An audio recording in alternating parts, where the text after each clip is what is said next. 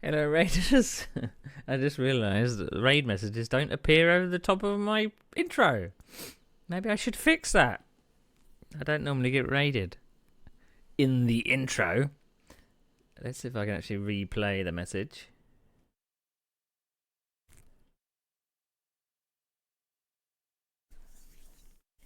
There we go. Thanks for the raid, Ben. Thank you for the raid. Right. Oh, we're back. And I have earphones. I'm kind of undecided about them. They are, I don't know, maybe I'm just used to wearing just one. But I got a different make of earphone, and I don't know, maybe they'll grow on me, but yeah. So anyway, if you don't know what my series is about, is that I've been reviewing races that I did 24 years ago. We're up to season 9. I started in season 3.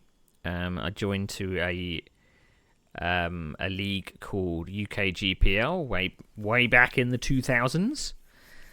So this took me from college all the way up until I believe it's season 12. I don't know what season 12 is, or what year it is. I believe we're in year 2004, 2005, something like that. So Ben was racing the Lotus 49 just now. I don't think I ever touched the Lotus in any of these races. So as you can see from the list here, I actually missed round 1. I will come back to round 1 because I look at the results after each round. Perhaps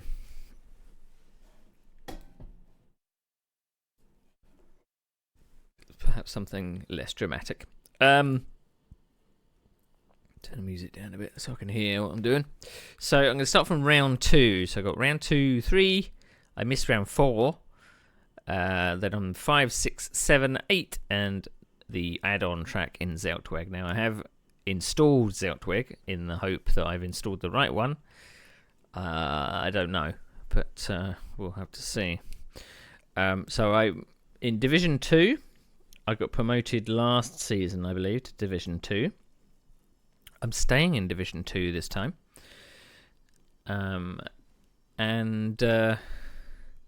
Yes, round 1 was Spa.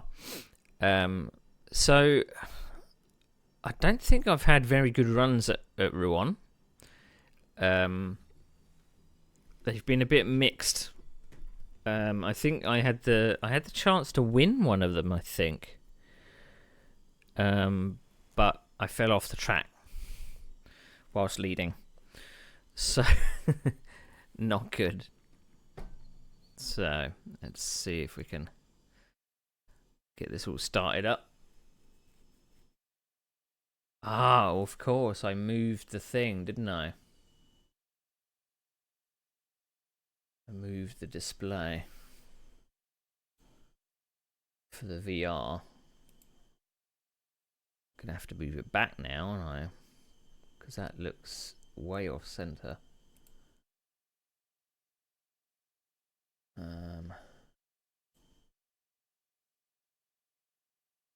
Can I? Where are we? Filters.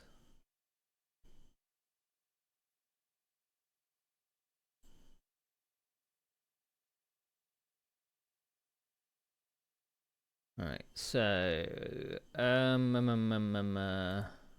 is it a move action or a move source? It's a move source.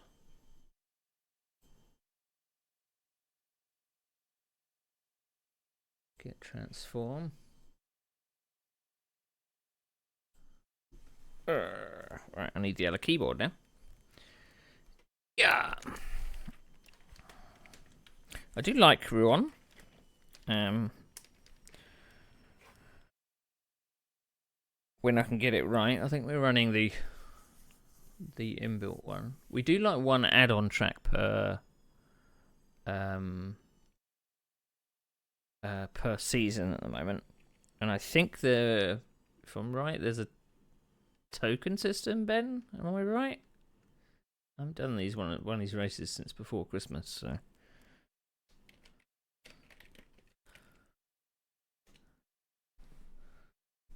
Right, so just want to make sure that I've got everything. Right, let's duplicate that.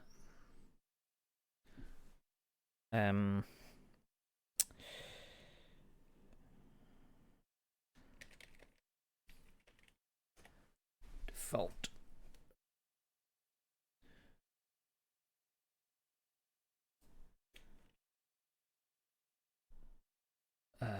Bear with me a second.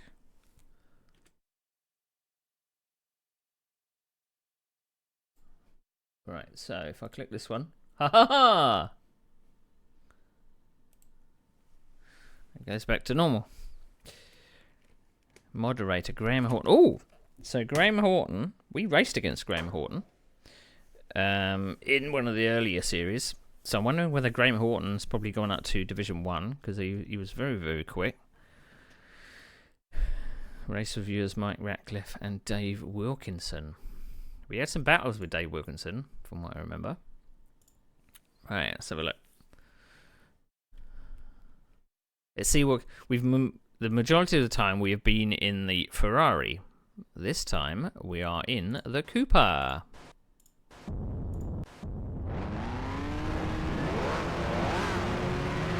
Hopefully is the sound level okay?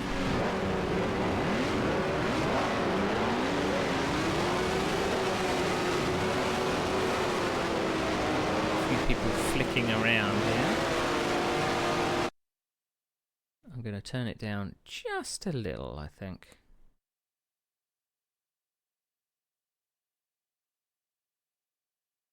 There we go. Right, so let's have a look at the grid. I believe there's going to be a few up front that we cannot see. So we have Paul Skingley. Now, Paul Skingley, I believe, was one of the people responsible for some of the Gem Plus tools, which added a bit of gameplay to Grumpy Legends. That's the back of the grid. Then we got P. Harris. Paul Harris? Don't know. So I'm going to have to learn names again, because I don't know who's been promoted and who hasn't. Andrew Hodgson, I raced him before. He's in the Ferrari. Then we've got R. Bryant, I believe that's Rob Bryant, in the Lotus. Then we've got me in the Cooper. I'm deciding to go for less top speed. And oh, I remember now, it's not a token system, it's a pit stop system. So each race has a pit stop. The faster cars will pit for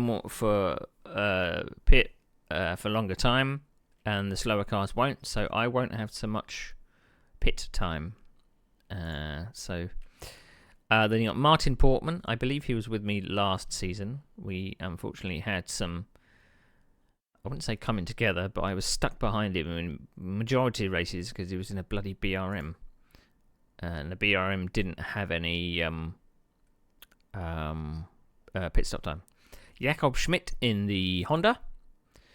And that's where we are. There's more drivers here, obviously, but let's see. So we've got 18 laps. Watching for the red man at the front.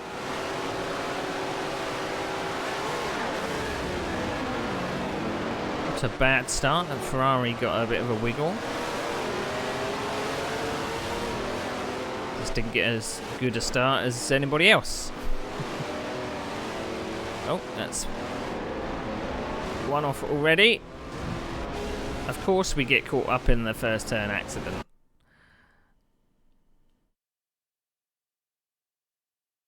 So let's look at it from on board. What exactly? So I was aiming to stay on the outside. Oh, suddenly a Ferrari appears. That gives me a shock. So I move to the inside where there are no cars, and then suddenly everyone just completely checks up, and I've got nowhere to go.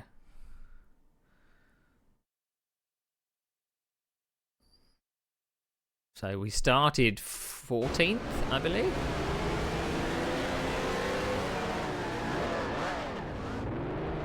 I'm sorry? I'm sorry? What? What is Mr. Harris doing? Oh no, he's sliding. That's what he's doing. It looked like he was just rejoining the wrong way round, but he was actually not actually in control of the car on the grass. So my car has taken a fair number of whacks just in the first.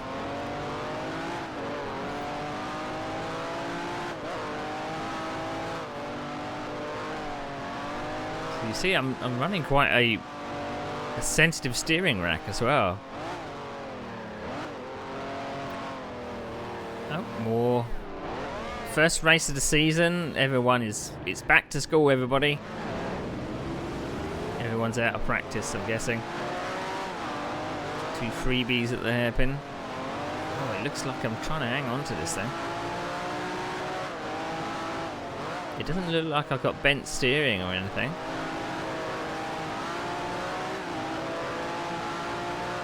So who are we chasing? We are chasing K. Williams, whoever K. Williams is. And we are being chased by Bias. Bias? Don't know.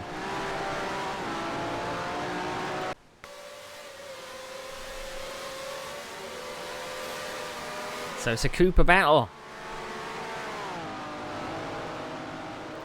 So we usually have about 18 to 20 drivers in each race.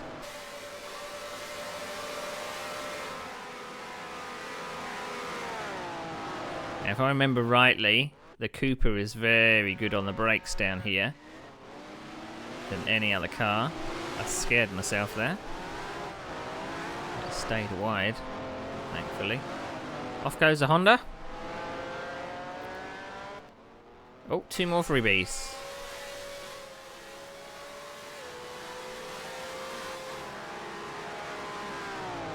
Right, so what position are we going to be in? 7th! So we actually made up places. Now, from what I remember last season, was it last season or the season before? We had a moderator that was not best pleased about the driving standards.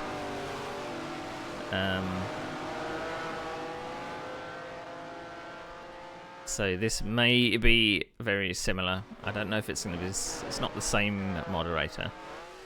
So maybe he's going to be a little different. Right. So we're up against Paul Bird in the Honda.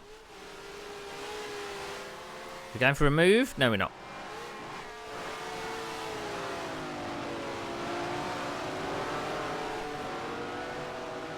So I don't know whether I'm going to be stopping less than the Honda.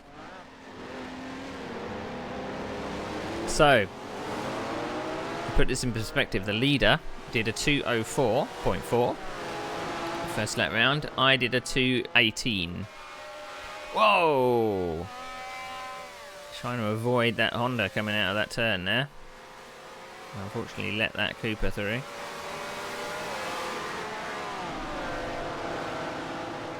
Now I've got a laggy Ferrari behind me. Who's that? That's Paul Skingley. I mean, I'm coming shallow off the corner. He's going to beat me down the straight. But can I beat him on the brakes?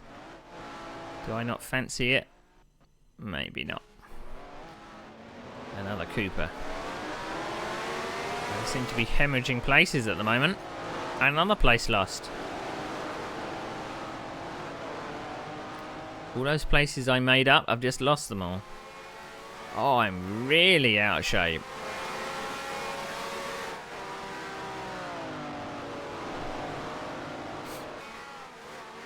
at some point, I know that when I started these league races, I was on a Microsoft fast feedback wheel. And then later on, I believe it around this time, I'm going to have to check the dates because there's certain things that happen in around this time, which may be the reason why I missed some of the races. But I upgraded to a Logitech G25. God, everybody's getting that hairpin wrong. Very tight field back down the back here. We're down to 10th place.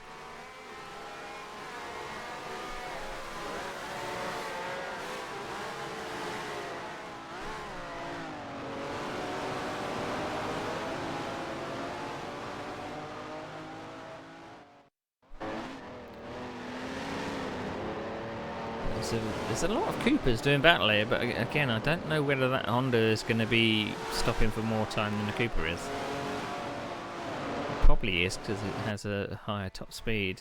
I think this Honda is holding us up. So our last lap around was a 2:05.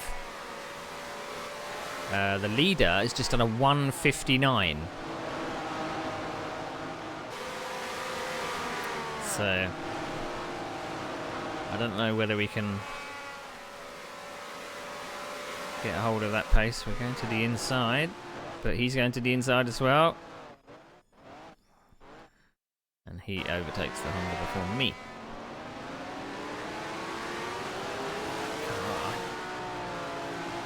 Coming out these corners with a bit of a heavy foot.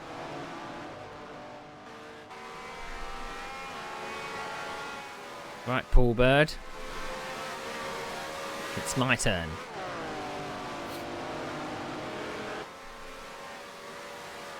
I think we've gained any places. Lap 4 of 18, still 10th place.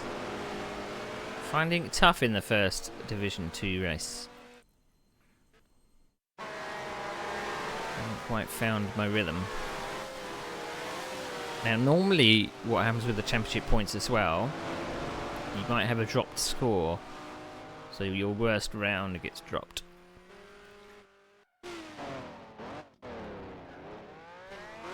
It's always scary coming into that hairpin because you're braking not in a straight line. You daren't lock any tyres.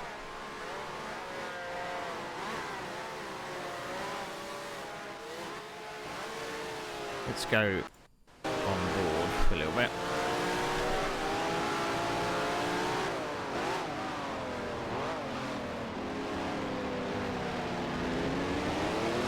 Now down to the 202s.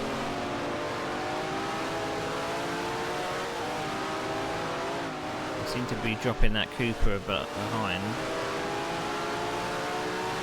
You see the Honda pulls away on the straight. I know I got a bad exit, but it's definitely faster in a straight line than the Cooper. But it's not good on the brakes.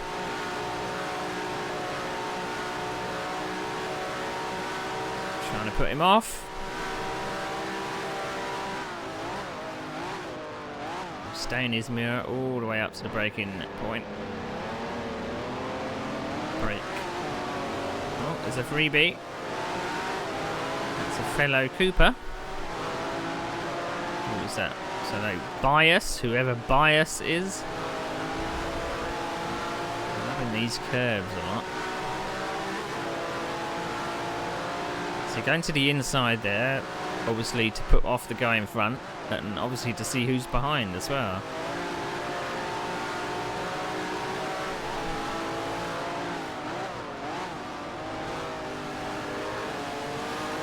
202s are probably my pace. Leader, Dave Taylor, is now down to a 158. So it's clean up front.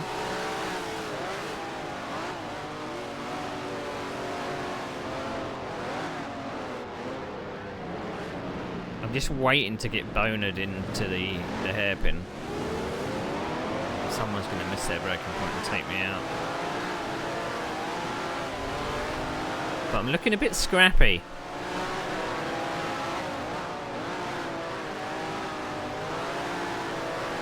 Making mistakes.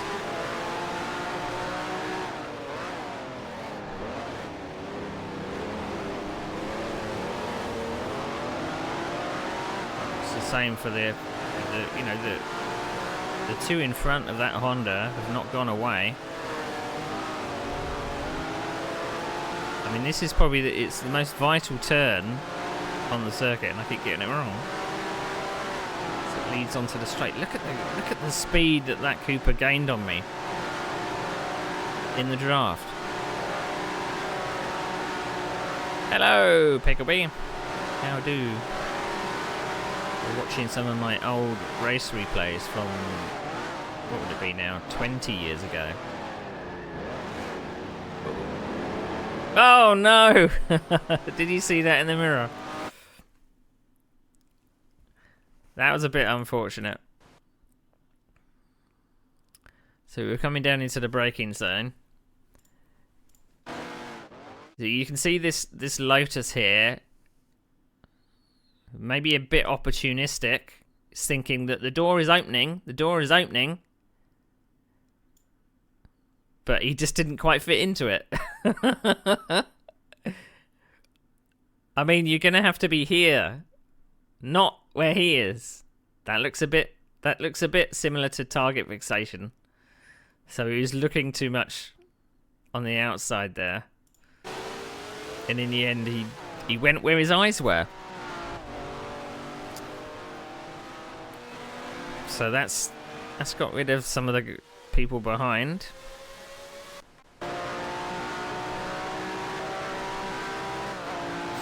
To get used to these earphones.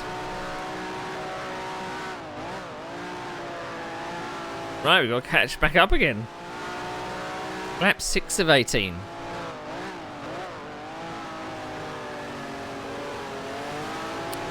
So this isn't the only streaming I'm doing this weekend.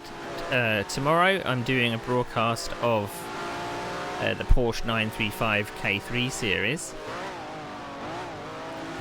So I'm behind the microphone. Oh dear, that Honda gets it all wrong. And thankfully he doesn't accelerate into me. So I'm going to be behind the microphone broadcasting that series. Unfortunately we don't have too many drivers in it, so it might be a very lonely 60 minutes of talking.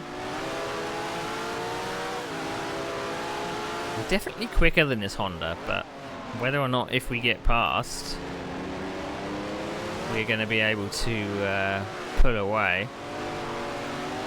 But I suppose we're going to be up to 6th place. So we've gained places from the start. That is a better exit. There we go. Slipstream.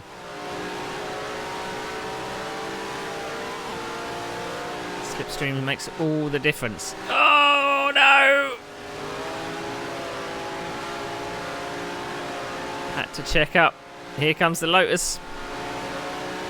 See him on my left. Off he goes. Is he going to get it all wrong again? God, it's lucky that Honda saw him. How far back did he come from? How far back did he come from?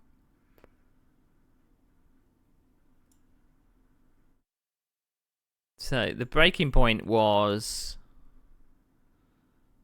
You can sometimes see the breaking point when the car dips. So he's shown his nose. He's braking now. So look how far back he is. So I'm supposing that this guy here, look, he can see him in his mirror. You can see him gaining. He sees him disappear, and he's just like, you know what? He's coming up the inside no matter what. So, but that was a bit far back. Oh, and I get on the loud pedal a bit too much. Whew. So we gained a place, lost a place. So we're still going to be in 7th place at the end of the lap. The Honda is pitting the same time as me. So we're pitting for... All I have is a stop and go.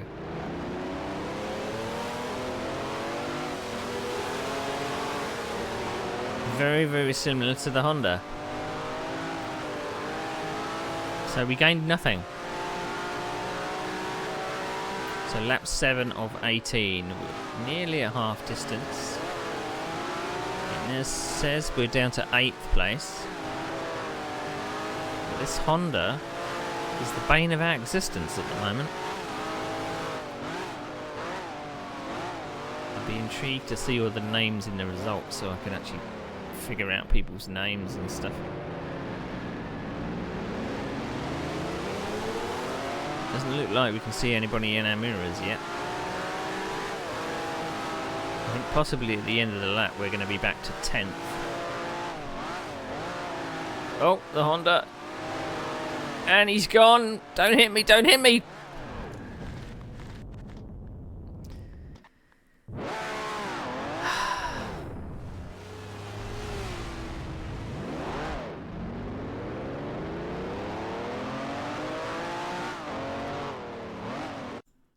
I mean,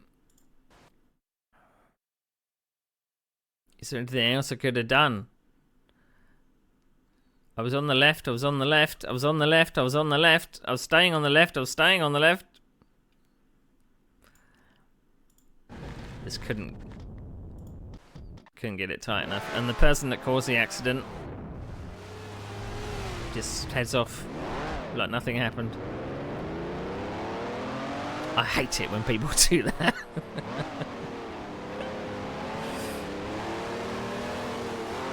Back to square one again. And we lost a place to another one of the Hondas up front. This race has been a bloody nightmare. I mean, sometimes you'll have those races where it will be just boring. You start in the same position, people will drop off the track, you gain positions, but nothing happens. This has just been incident after incident.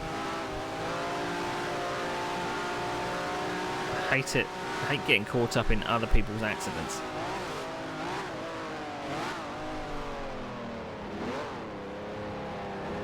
There we go. So I did the same as the Lotus and he let me through. Hooray! So this is what racing was like 20 years ago.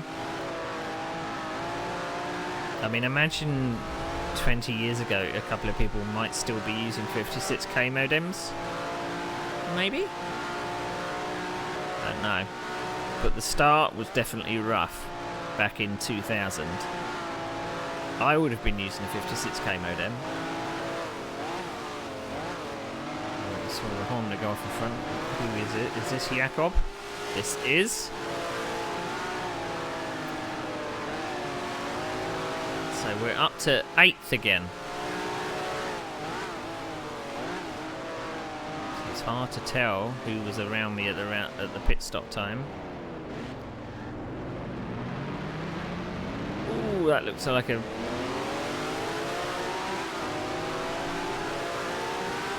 bit of a close-in network. It looked like I might have touched him, but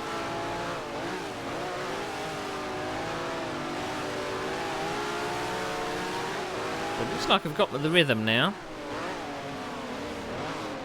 He's holding the inside line.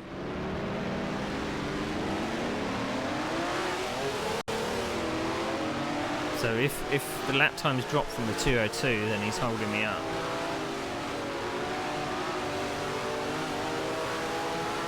It's that corner. When I can get that corner right, I can be on the tail of the Honda. Paul Bird fancies a bit of slipstream behind. I'll touch the curb.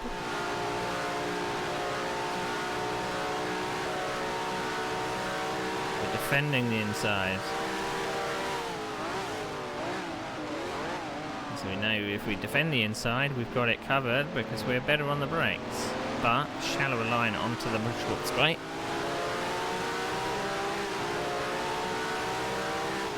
This is always a bit of a doozy.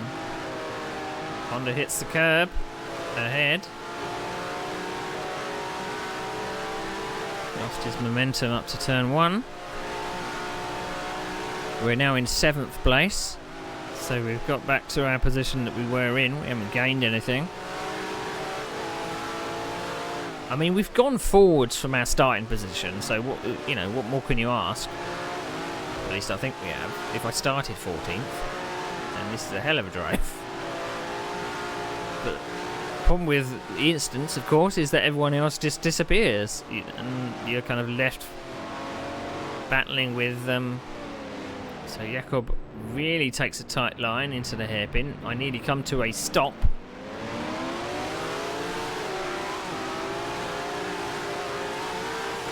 So we're into the 204s. So this Honda is holding me up by 2 seconds. And we had this problem last season with a couple of races. He's braking to the inside. Oh!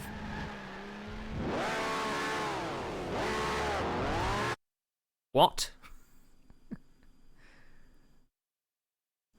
What is going on?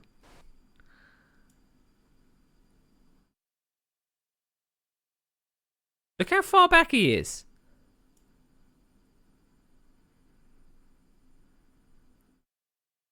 Did he just forget to brake?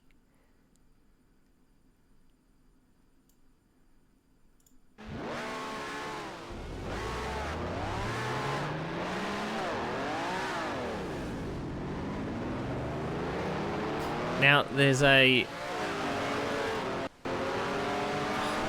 It's that bloody Lotus again. So after all this, the Lotus before the pit stop, that's the leader. Well, I wasn't going to do anything with him anyway. That's one of the leaders that has done his pit stop and ended up back here. One thing in this league is obviously if you punt someone off, the best thing to do is let someone by. Oh, we're not stopping. We're not stopping. We are definitely not stopping.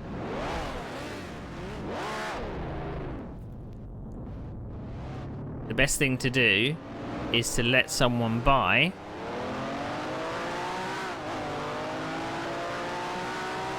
And you'll get a lenient penalty. The other thing you've got to do is you've got to take a stop and go if you believe it's your fault, which probably reduces your penalty even further. So I'm taking a stop and go. Didn't really stop, so I had to do it again. So I took because that definitely was my fault, coming in there fully locked up. So it's just gone from bad to worse.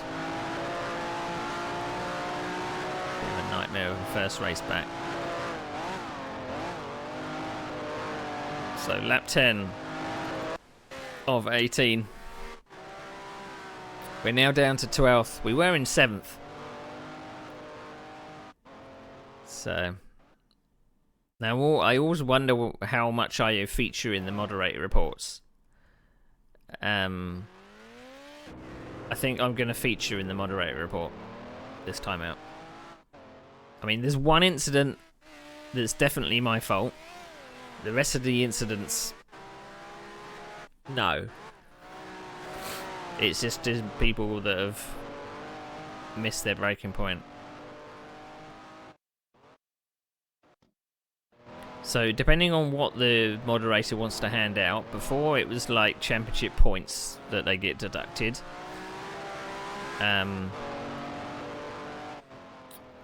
Then it changed to penalty points on your license.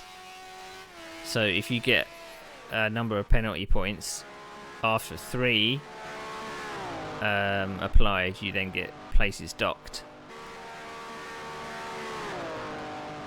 But I mean that was twice I've collided with Paul Bird. Once I had to try and avoid him, but I didn't. And then he just basically rear-ended me. I don't know what corner he thought that was, but it definitely wasn't the braking that he did. So, nightmare. So all that advantage of taking the Cooper to not have any pit stop time. Because, I mean, I probably would have been doing very similar times in the Ferrari, which is my chosen car. But the Ferrari normally has like a 20-second pit stop. So you then have to try and have such a pace advantage to then catch up after that, and maybe I thought it wasn't worth it. But I'm basically... The only cars I would usually take is the Cooper and the Ferrari. There'll be some times where I might take the Brabham. Yellow flag.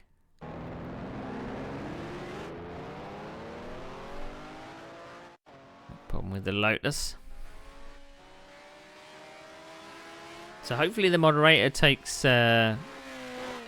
kindly to me falling on my sword there. So Bias is Ian Bias Pollock. Or Pollock. That name rings a bell.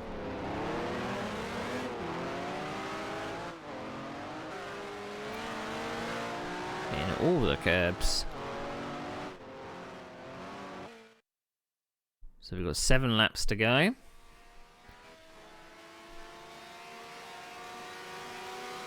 So this is R. Bryant now. So Rob Bryant was ahead of me on the grid. And the fact that he's back here, I should be quite ahead of him because he would have done like a 30-second pit stop or something. But I've been in incident after incident.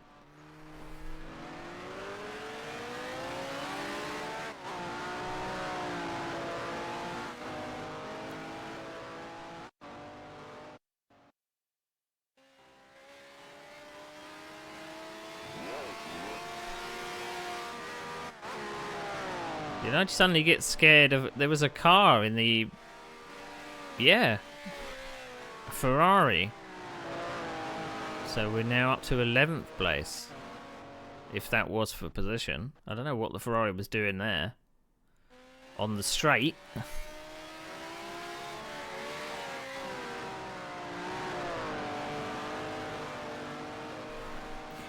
I mean... It might be nice... kind of for nostalgia's sake, to have versions of these tracks where the layout hasn't changed an awful lot. I know that sometimes when people use these tracks as a basis for a new track, then they change it with new data. But it might be nice just for historical sense to have like a version which is untouched, you know. Obviously it has to be a bit smoother for modern standards, but I mean, you'd have to definitely upscale some of the textures, of course.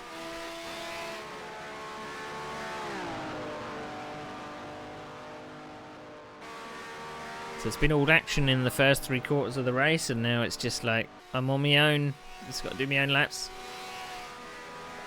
I mean, without being in traffic, I've been able to do a 2-minute 0.7. So, that showed what I was capable of, if I kept it all in the straight line, of course.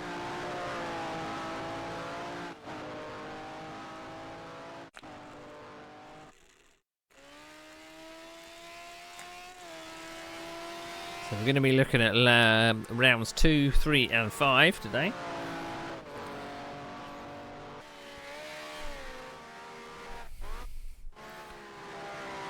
So it still says I'm in 12th place.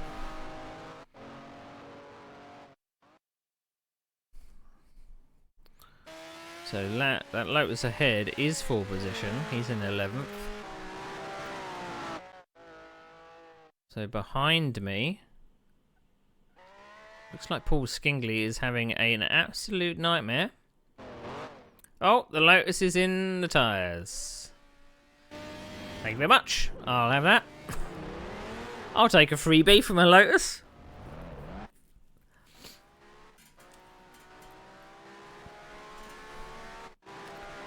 That'll do me just fine. I don't know where the points go down to. Whether it's... I think it is just top 10, so I'm going to come away from this race with absolutely nothing. After all this. I'm going to be 1 place outside the points. which is always a little bit depressing.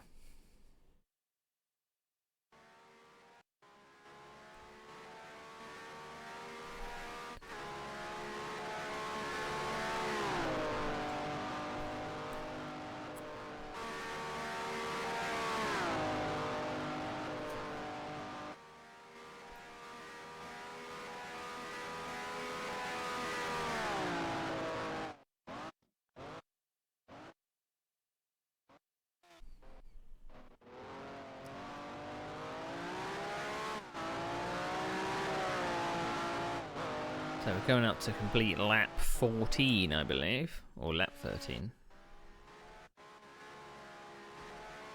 We should have 4 laps after this.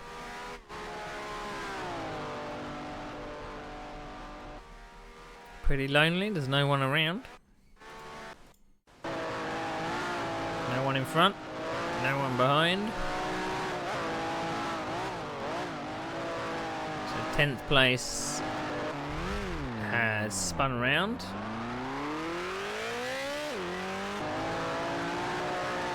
You can see all of the the tyre marks of that incident. And we should be able to see him just there. We're not going to catch him though, because he's in a faster car.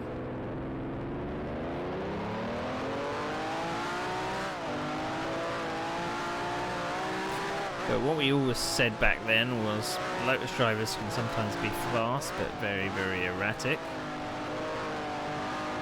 So when you see a Lotus, you're always kind of a bit wary, because you're not sure whether the person driving it is taking the car to make up for their ability, because it's a quick car.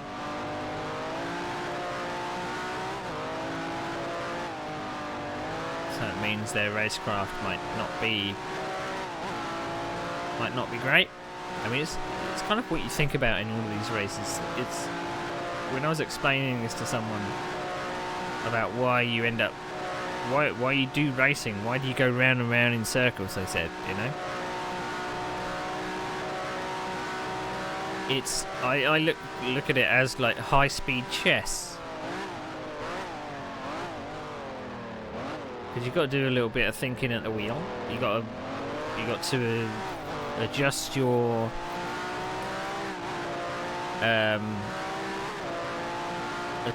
approach when you come across certain people. I mean, if you don't know them, you've got to kind of look at their car body language and make some judgments on, you know, how am I going to pass this person? Where am I quicker? Where are they quicker? Can you force them into a mistake? Are they easily phased? Stuff like that.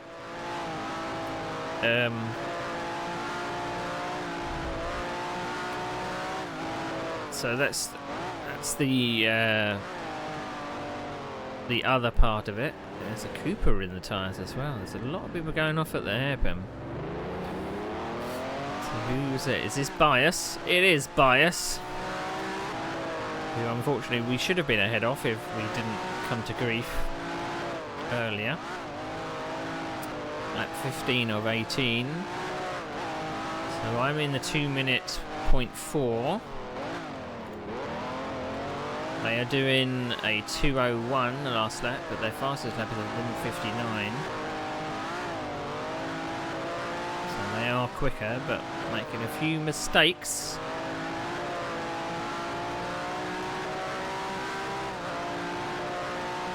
Fastest lap of the race was done by S. Smith, a 1:57.8.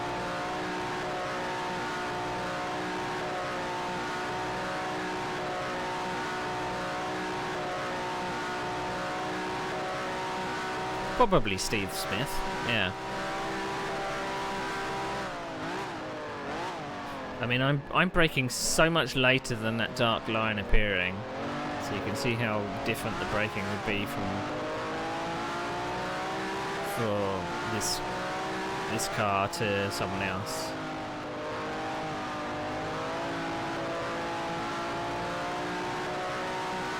I don't think I'm going to be troubling that Cooper ahead. I don't think I've got the lap time advantage. Lap 16 of 18. Can't see that Lotus reappearing in my mirror. So at least that's something.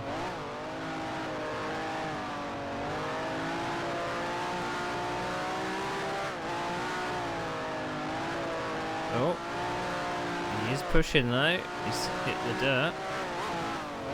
I mean, I would be pushing as well because I can see 10th place. Now, back in the day, this is a very bare bones racing experience because if you don't know what Grand Prix Legends is, it's simulating the 1967 Formula 1 series.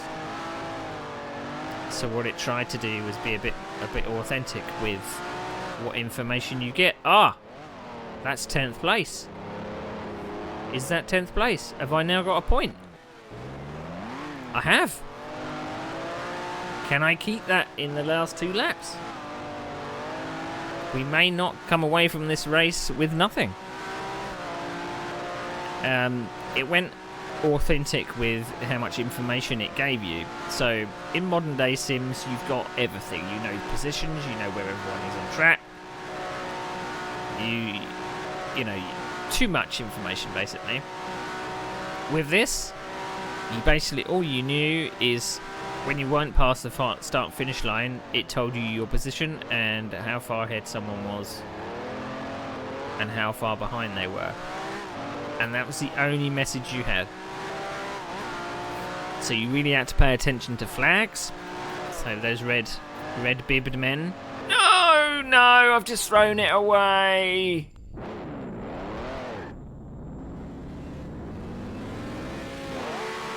There goes 10th place.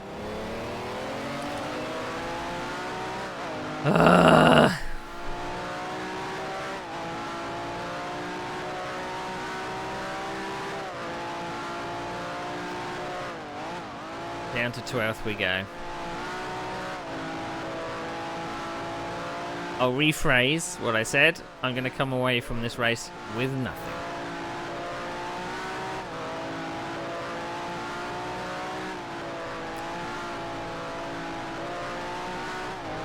So the other thing I say is, obviously when you're racing, you don't necessarily know what your lap time... I think it might have said your lap time on the board when you went past the pits. It may have done, may not. So you have to... You basically just go as fast as possible, of course, but you didn't know what lap times you were doing. And... but I always found it easier to chase somebody than just doing laps on my own, because you have like an incentive, a carrot to chase, you know.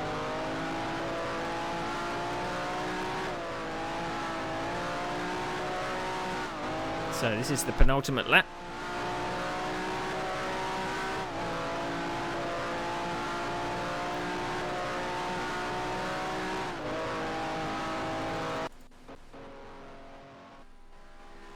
Yom.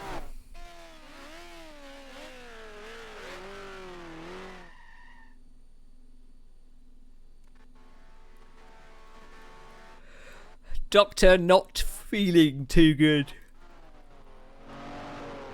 about this race.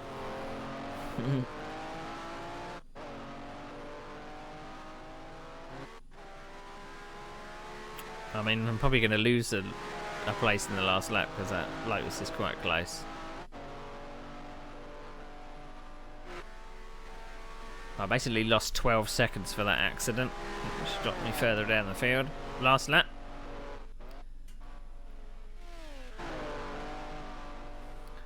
See what I mean about these Lotuses? We're catching up on another one.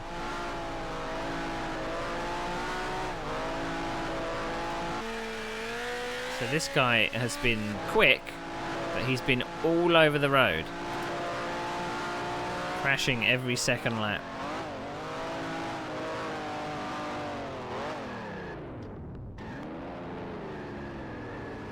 Now I don't, because there's some familiar names in this season 9 and some unfamiliar names.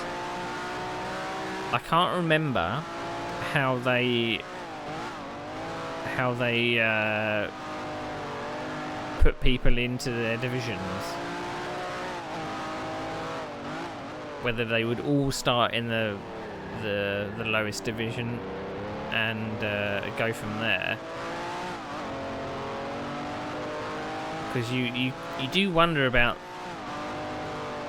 you know, these people that are in Division 2 at the moment. They should have been racing for a little while, so the fact that they are this all over the place is a little worrying. I mean, I'm not saying that I don't make mistakes, but for being this high up, you're there probably purely on speed, and with speed sometimes comes a bit unreliability. Let's be honest. Some people can be very, very quick, but if you're dropping off every couple of laps, then you're not going to win anything, are you? So there you go. 12th place. We come away with absolutely bugger all. Glad to see the checkered flag.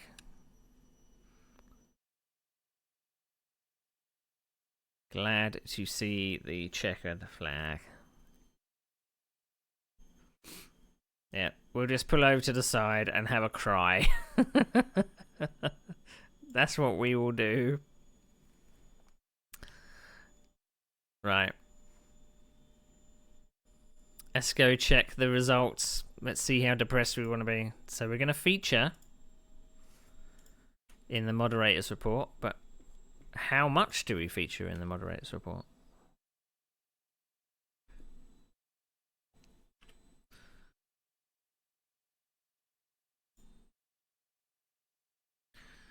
Right, okay. Okay, so we didn't do round 1. So we are... Ben is correct. That is Steve Smith. S. Smith is Steve Smith. So we have a Kevin Williams. We have a Stephen Strudwick. He was the guy that was all over the road in front of me. It's Rick Bryant. Not Rob Bryant, it's Rick Bryant. And then you got Ian Bias Pollock. Dave Taylor, I think I raced Dave Taylor last season. Philip Harris. Then you got Paul W. Bird. Sharon Cullen. Then you got Baz, who I believe is Baz West. And then you got someone else that refuses to use their real name, called Tifosi312. And then you got Paul Adams, who's actually a member of my team.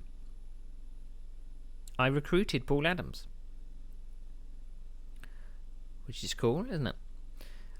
Jimmy Vark. We raced him last season. He was all over the place. Noel Kellett. Vic Flores. Andrew Hodgson. We definitely have raced him before. Oh, I did take part in that one. Apparently. So maybe that was a disconnection then.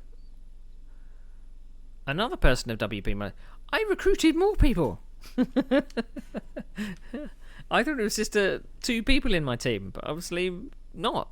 I got more people. So we finished 6 laps down in 17th. So something happened in Spa. So let's see if I actually featured in the moderator's report for the first round that we didn't see a replay of course. I'm looking for my name. It might just be that I had an absolute mare all on my own. But I'm not seeing... No, I'm not seeing me caught up in any incident, so I must have just had an absolute bloody nightmare.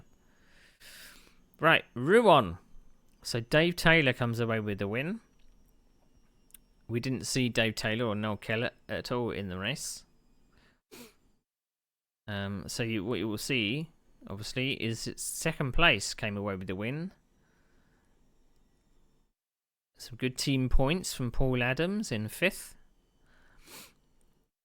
The people that I was battling, Paul Bird finishes in 7th. That's where I should have been. And I finished down in 10th. And I get a penalty point. Probably quite rightly so for the...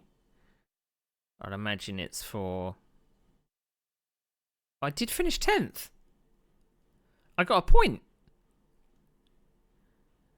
Hooray! Right, let's see. Right. So Bias turns in turn 1 and collides with Paul Adams. Although Bias was ahead by a nose at the point of impact, the corner was clearly not his to take, and this rash move, just like Stradbrick's above, created a great deal of carnage. Despite this, Paul Adams is unaffected and continues. Paul Skingley and P. Harris are forced together as they slow to avoid Bias, and Paul spins out. R. Bryant slows to avoid Bias, and P. Harris, but is unable to avoid Bias' slide by size of his car. Enwood rear-ends Jacob Schmidt and collides with M. Portman as they slow for the instant, but this appears to have been unavoidable considering each driver would have only seen 4 cars ahead. P. Harris is hit by K. Williams' out-of-control car following an unrelated spin. Amazing no one shift Rs, which means they reset the car. So he gets a penalty for that.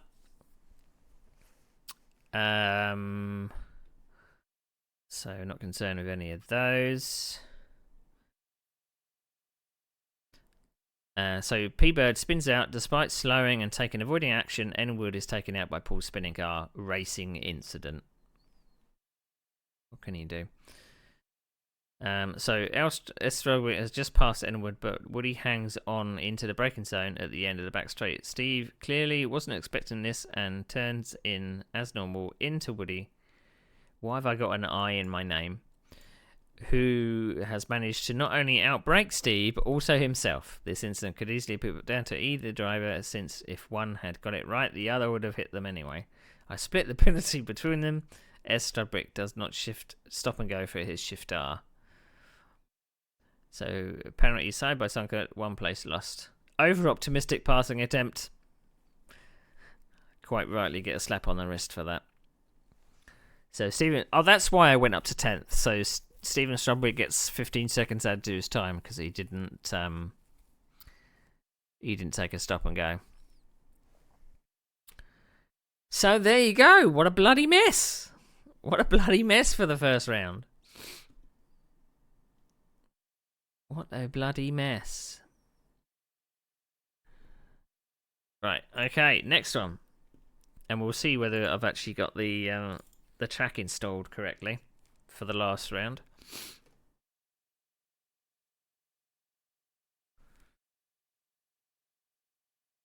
Right. Apparently not. It's not the Zeltwegs I've installed, so... we're going to have to try again. Okay, Silverstone. Now, Silverstone has always been pretty good to me. I've had some cracking rounds at Silverstone. So what's the worst that can happen? We will see. Right. Okay. Now, am I back in my chosen Ferrari this time? No, we're sticking with the Cooper. We're sticking with the Cooper.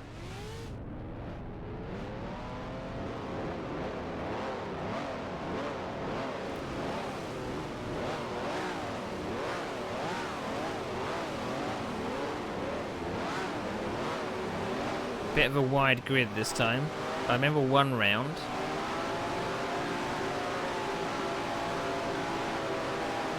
They did a 3 wide, and they wondered why there was start incidents. So there's a lot of people that you can't see in the replay because of the internet connection. So back here, there's Jakob Schmidt in the Honda. Then you got Martin Portman in the Hooper. Then you got Paul Skingley in the Ferrari. So just from these ahead, I'm going to if I can stay with Paul, I'm going to beat him through the pit stops.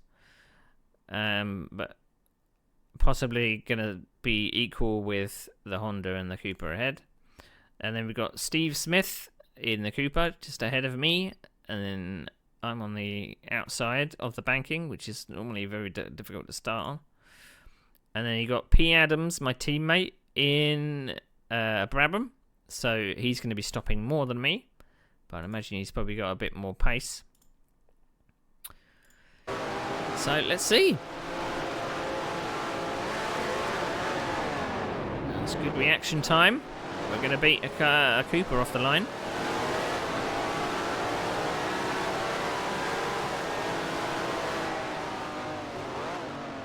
Like we're very cautious. No incidents. Got a run on this Cooper, but I don't think we're close enough to even have a go.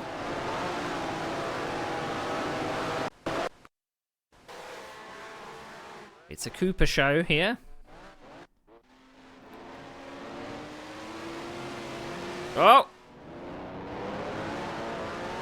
So I don't know what happened there with those guys.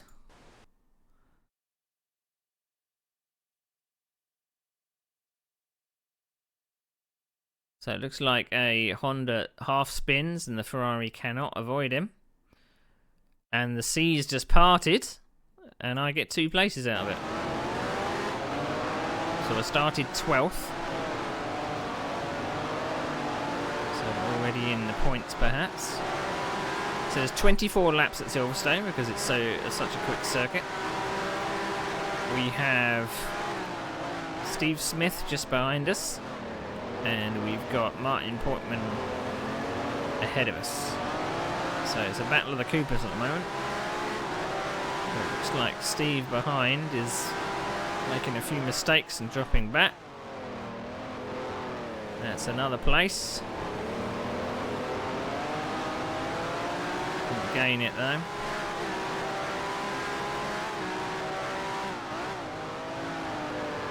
Oh, we didn't do well with that turn.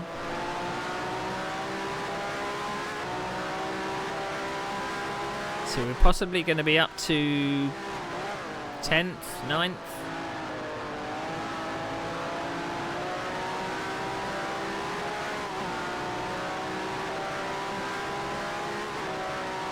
Ninth place. Took a little while to update, but we got there in the end. So we're in the points. This might be another one of those races where you just hold position. We can see some carrots ahead to chase. Let's see if we can get into the top 5. Pushing a bit too hard there, I feel.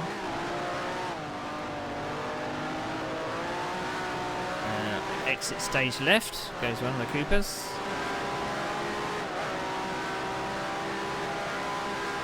Up to 8th. So who was it that made that mistake? That looks like a Lotus ahead. Of course, it's Steve Strudwick. Let's see how many times he goes off today.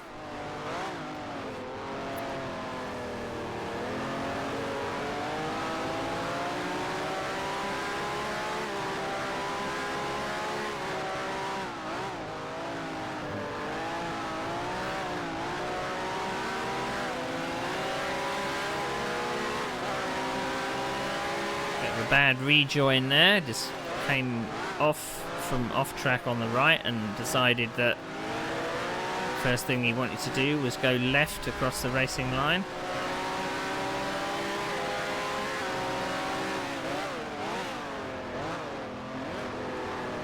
I can hear him on my left.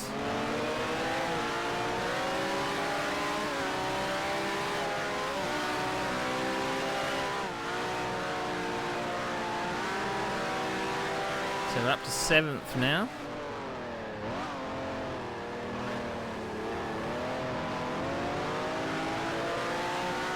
Right, lap timers. So Ian Bias Pullock. That was a bad exit.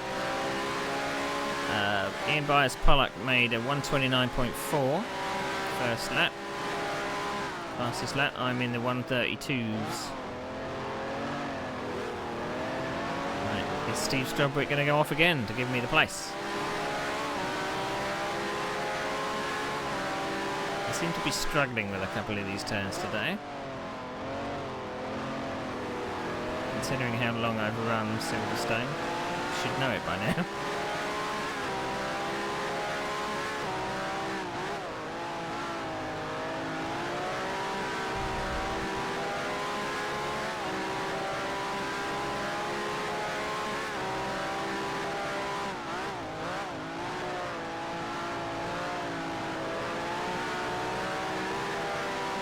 So we're back to 8th again. We are a little bit ragged, aren't we? A little bit ragged. Down to the 131.3s. So this Steve Strudwick, and they've got Jakob Schmidt ahead of him in the Honda. So we're going to beat Steve Strudwick through the pit stops anyway, because he's going to be stopping for something like 30 seconds.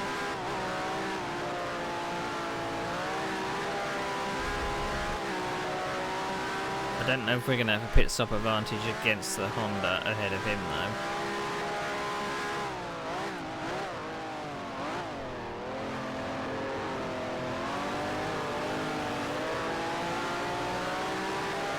It's kind of gone this way in the previous seasons we've seen. I'll have a season where the strength of the field is just beyond me. And then I'll have a season a bit later on where I'm fighting in the top 5. It looks like there are some incredibly quick drivers in this series. In season 9. Ooh! I only just saw him then.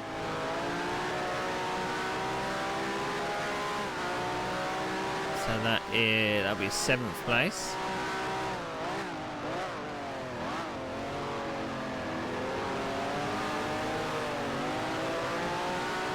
Oversteer. We're down to the 130.5 now.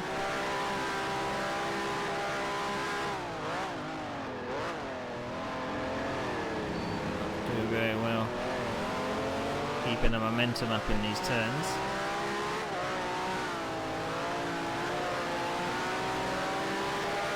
Strudwick gets a bad exit onto the main straight.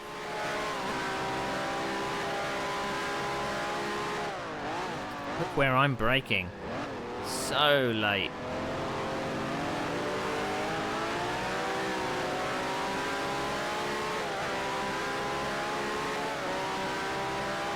I'll brake at the flag on the left hand side.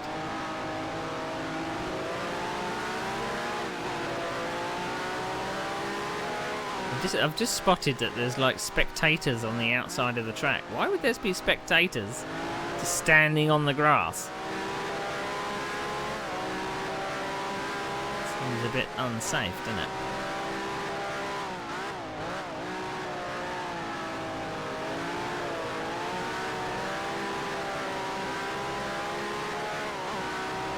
I'm doing my fastest lap every single lap, so that's a good sign. Just was having a little bit of a nibble. Just going to try and go up the inside, but fucks it. Considering his car's got that much power and he's really struggling to get past the Honda. Whoa, the road's there. Let's see if I get a good exit onto the main straight. Better than last time. There's no one in our mirrors. So we're in 7th place now. We're going to have to wait for pit stops. We avoided that really well.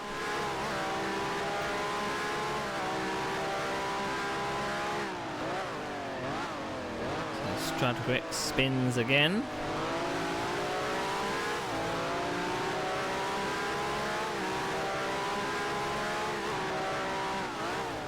Got an yellow flag. What side is it?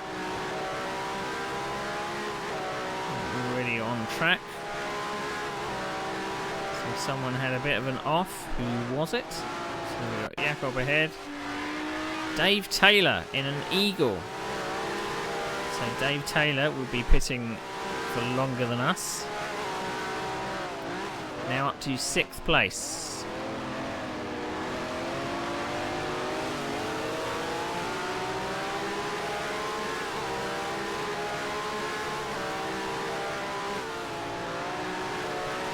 Aggressive on the turn in there. So I did say we're trying to head for a top 5. Right, we do have some pace though.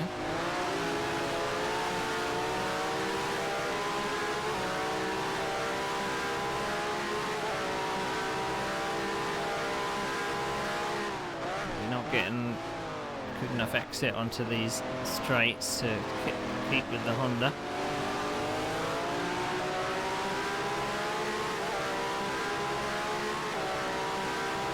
Look at the flag.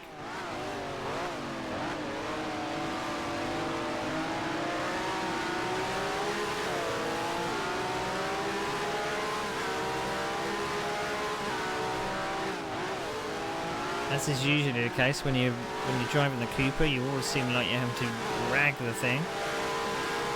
Good exit onto the straight. We're trying to move up the inside.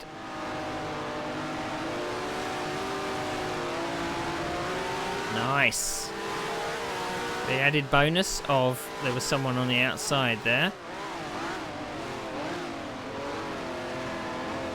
So we should be in 4th now. This is a hell of a drive. I'm just waiting for it to all come unstuck.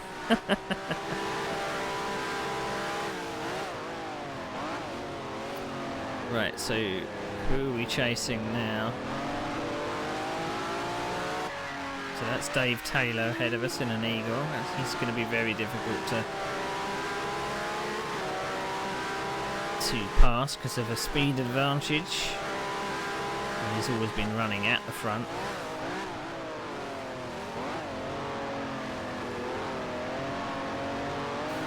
I'm surprised I've not got a nosebleed for being this far up.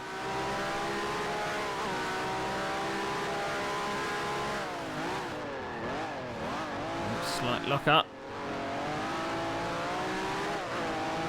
We seem to be dropping the Honda behind though, which is good.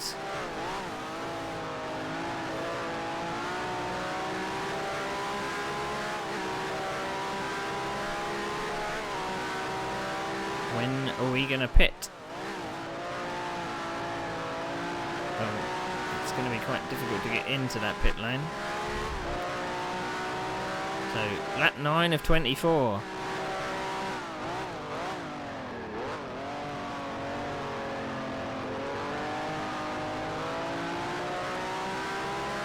So the Honda behind may have pitted. I don't see him in the mirror.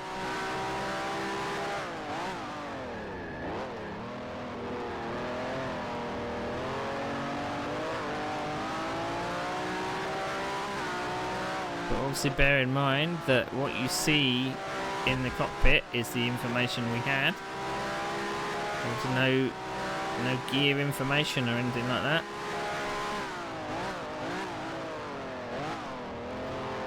All you have really is a red needle to tell you if you've been redlining or where you've been redlining.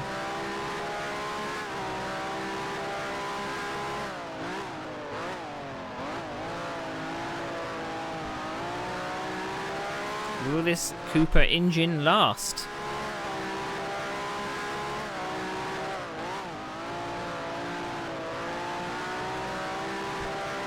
I don't think I'm getting any closer to Dave.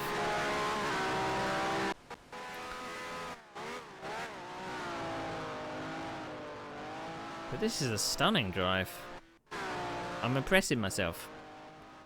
After the nightmare that I had last time out, this is... So they've got the whole length of the main straight and there's no one there. Last lap did a 1:29.7. So we're cracking on. We are cracking on.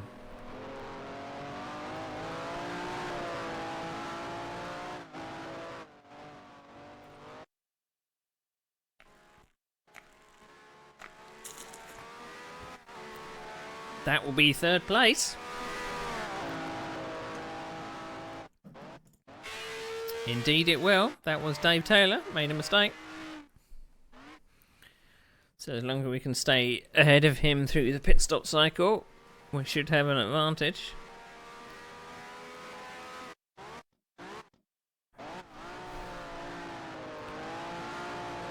We might actually step on the podium.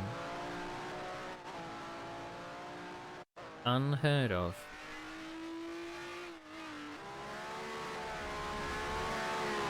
I mean, to come out of that corner and then see a car broadside across the straight, you're like, what side do I go? Now, normally, if I would today, maybe not back then, there's a Cooper that's pitted.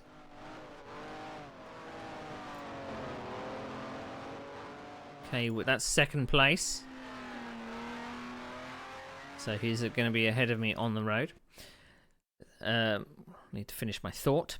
So if you see a car ahead and they have spun, if they've come to a stop, then you don't pass them in front of their car. You pass them. You pass the rear of their car.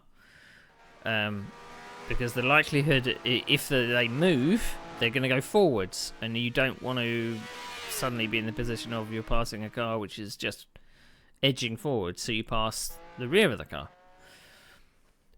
But you've got a split second to decide where you're going to be passing this car. Sometimes you make the right decision, sometimes you don't. But if a car is in mid-spin,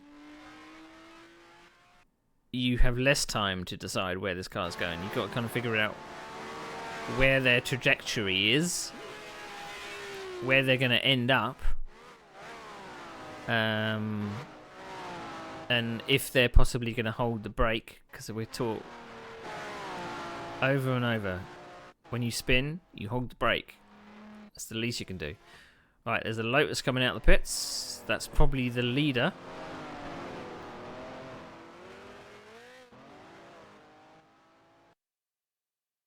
So it looks like I got the shock of my life going side by side with the Lotus. No, that is Strudwick. He's being lapped.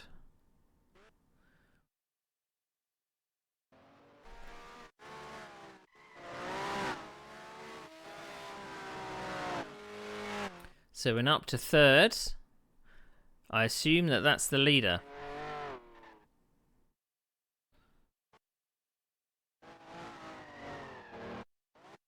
Are we going to stay on the podium? So this Lotus behind, their fastest lap time is a 1:29.6. My fastest lap time is a 1:29.7. Now, I don't have to let him by because I'm one lap ahead of him. But I mean, if I feel like he's filling my mirrors and just being an arse, then I probably would. Big picture and all that. Right, I'm going down the right-hand side of the circuit. That means I'm pitting.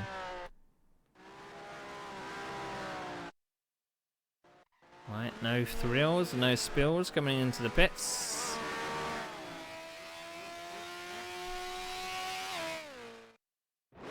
It was a stop and go.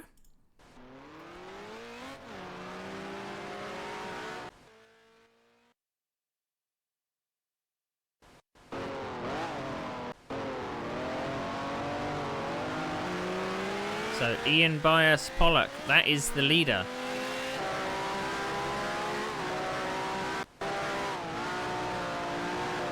So it didn't look like I lost any positions. So Mr. Pollock was so far ahead, he could take a 30-second pit stop and come out in front of third place.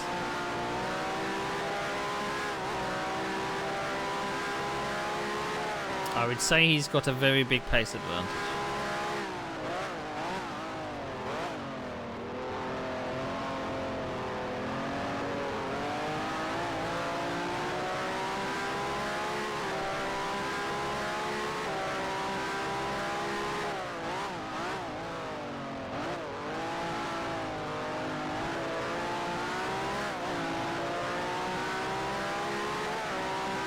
But if the positions are to be believed, I'm still on the podium. So I made a bit of a spin to the outfield there.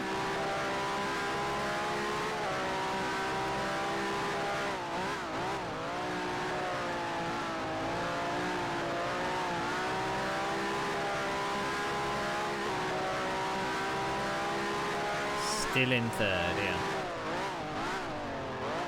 So, we have Ian Pollock ahead. In second place, we've got Kevin Williams in a Cooper in first. Don't know whether he's pitted or not.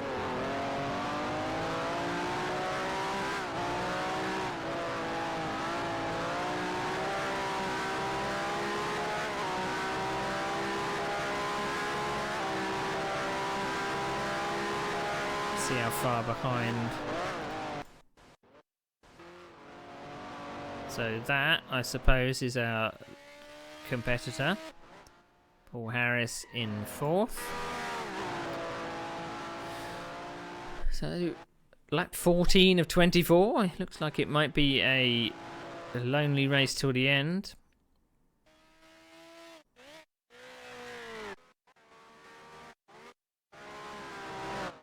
Just fingers crossed we keep it pointing in the right direction. Whoa, steady on there.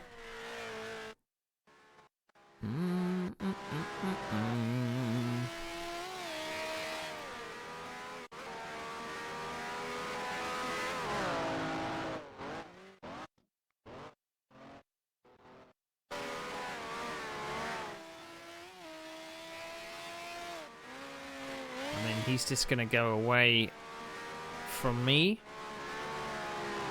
At 1:29.9. I'm kind of nearly matching my fastest time. The car behind is doing 1:31. You can get 1:29s, but looks like he might have made a mistake. So that was first, that was second, and I am third and fourth just behind me. There is a Ferrari behind the wall there. That's Paul Skingley having another absolute nightmare. And we come back to... What do we come back to? Why is he slow? Has he blown his engine? What's happened to... Oh, we're lapping Stephen Strubwick. I thought we were passing Ian.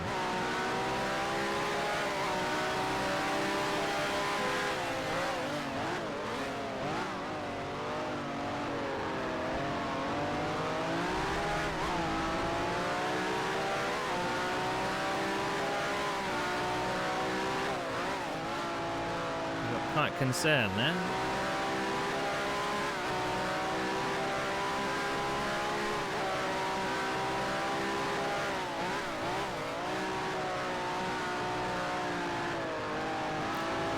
That's another case of do you want this guy in the Lotus buzzing around your ear?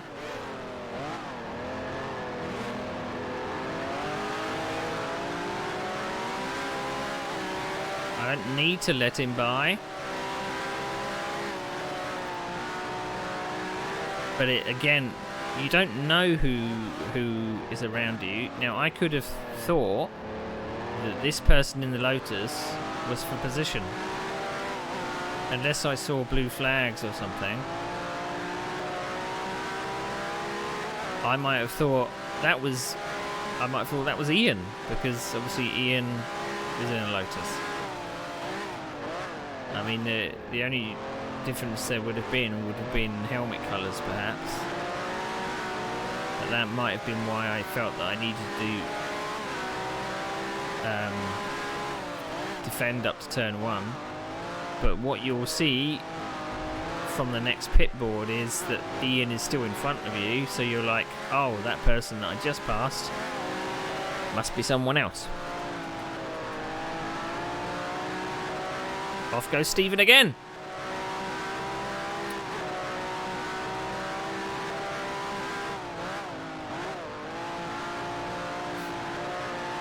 I wonder if any of the drivers got a little bit of talking to from the admins about their performance.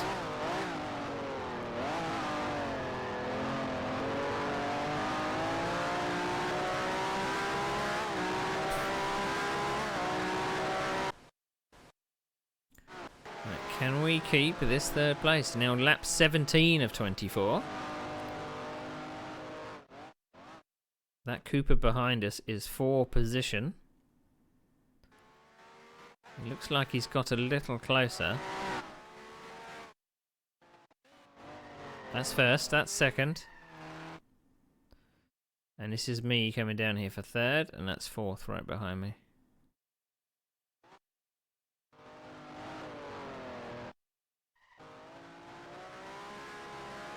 So can I hang on to a podium?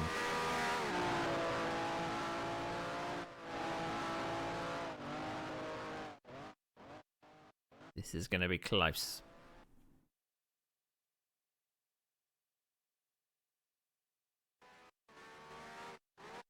Always feels lonely in Silverstone when it's just you and one other. It's so quiet.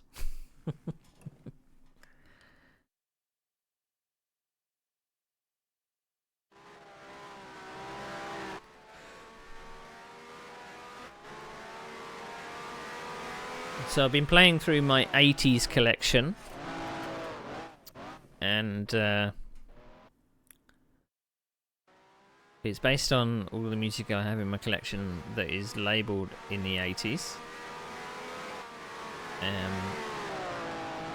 But that means that this tune from the Hollies, the Hollies obviously not based in the 80s, but that's just when the album that I bought was released.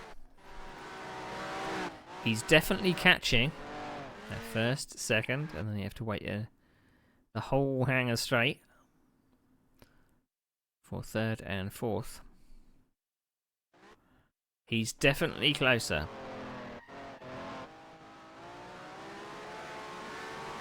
Lap 18 of 24.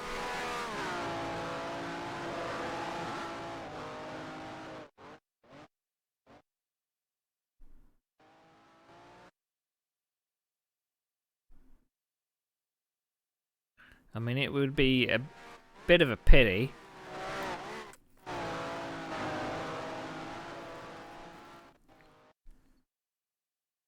if it ended with a collision or something, but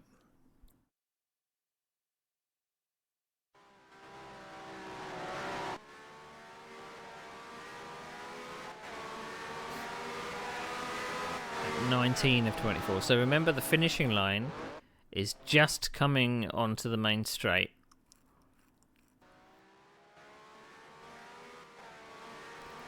I made that mistake before, thinking that the finishing line is actually further down where the bridge is, but it's not. It's you just come out of the final corner, and it's just as the circuit straights up. That's where the finishing line is. Lap 19. I've got 5 laps to survive. First and second are having a ding dong as well. So it may not be over between them two. Wish I could have a split screen, really.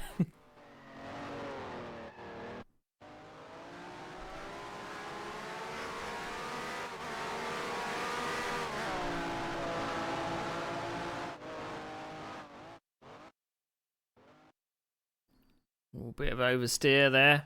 Turned in a bit too early, it looked like. And it looks like I may have just given away third. No. Oh, he's going for an adventure. So the fastest lap time has now been done by Ian again, 1:27.6. So he's got a 2-second a lap advantage. So he's probably being held up by that Cooper. Lap 20 of 24. 4 laps to survive to get on the podium. Who's going to make the least mistakes?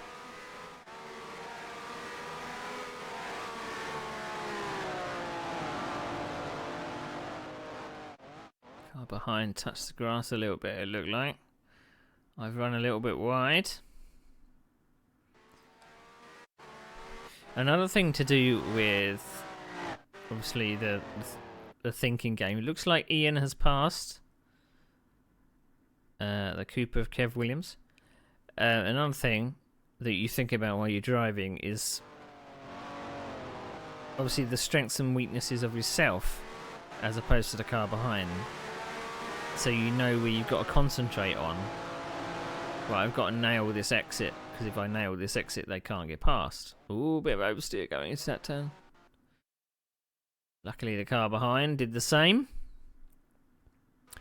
You kind of think about how maybe erratic the guy is behind you, and whether you think they would try into a certain corner if they get close enough.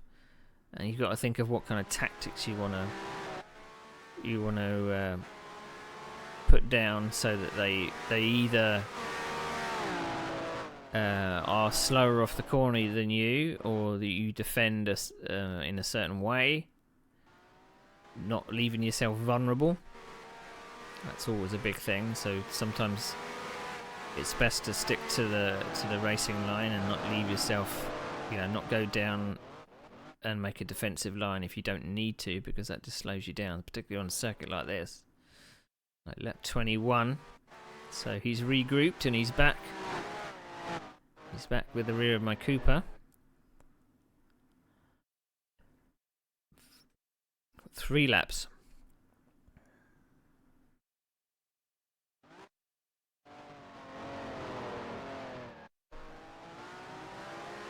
So I'm kind of lucky that all the mistakes that I'm making, he's doing about the same. So we're equaling out.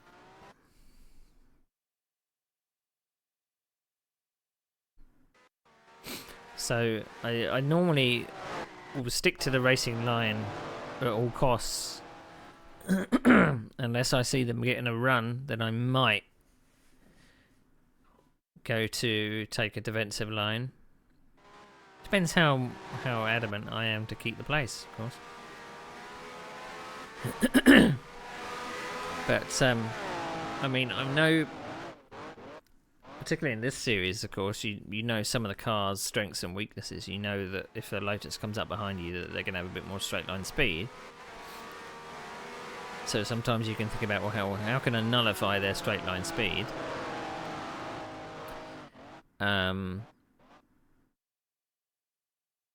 But again, you didn't. I'm in no.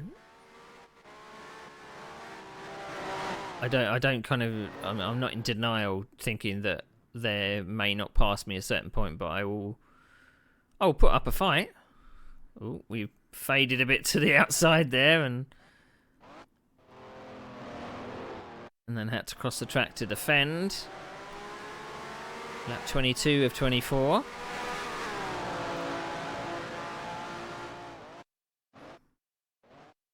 So he's probably very large in my mirrors right now. So we're not going slowly. I'm only half a second off my personal best. He's got to run out that corner, but he didn't really have an overlap. And particularly through these corners as well. You know, if someone hasn't got an overlap, they're not getting through, because most of these corners are one line. Did he go right the way around the outside? He did. That's depressing. There goes my podium. I held him off as much as I could. Penultimate lap. But turnabout is fair play. Now he's got me in the mirror. Or did.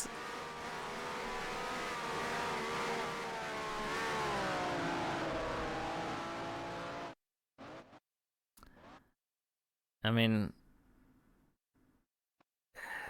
there would be, like, you could, particularly with Silverstone, you can defend all you want up the inside, but if you're shallow into the turn and someone can carry the speed through a bank turn, then you've got no defense.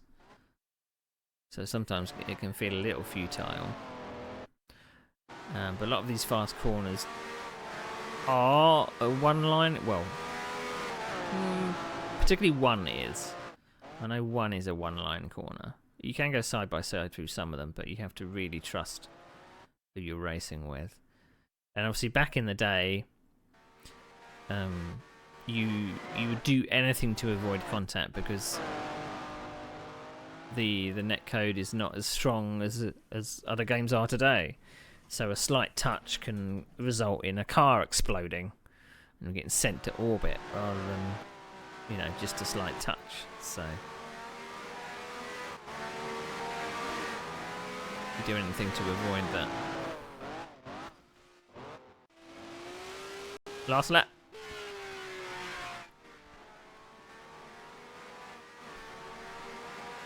There's a Honda just coming out of the pits there. That's a lapped car. So Paul Harris, Dave Taylor is a lapped car. Then you got Kev Williams, and that's the leader there.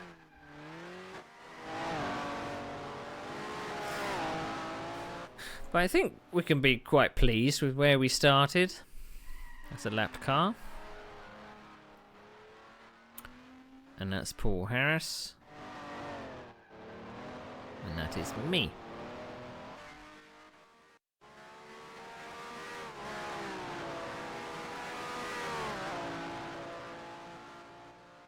But we put up a good fight.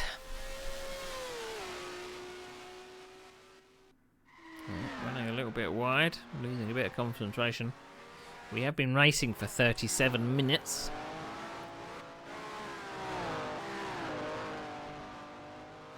Don't bone it now.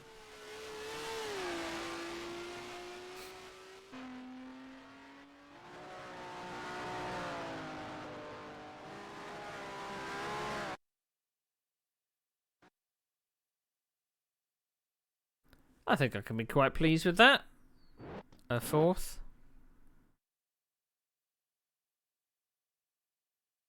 I can be quite pleased with that, I think.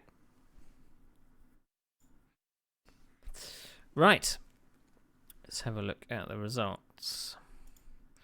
What I've also got to try and do is try and figure out what tracks I had installed. Right, so try to install Zeltweg 67. Let's try and install Zeltweg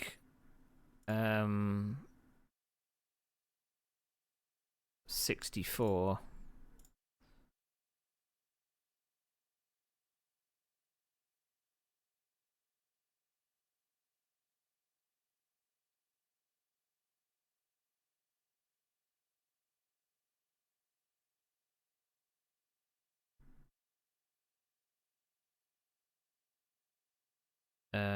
Something installed.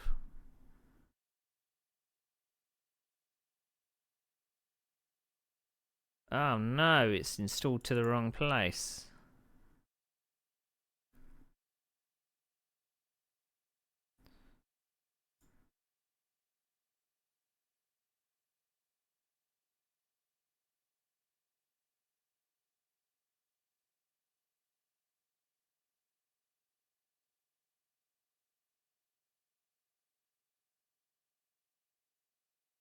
That's gonna screw things up. Where am I? Zeltweg 1964.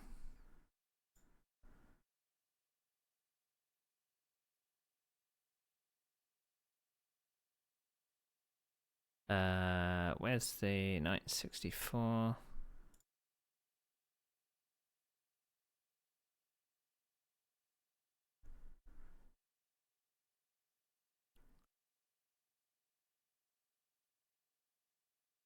Unfortunately, that means I've got lots of lots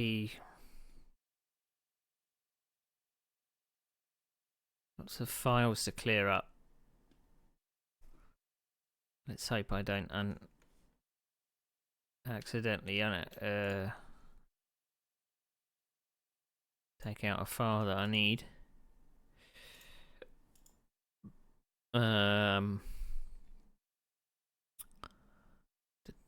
Race. Get rid of the README record. Screenshot.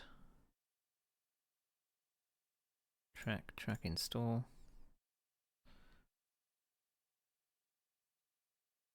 Right. Right, let's try that again, shall we? Track install.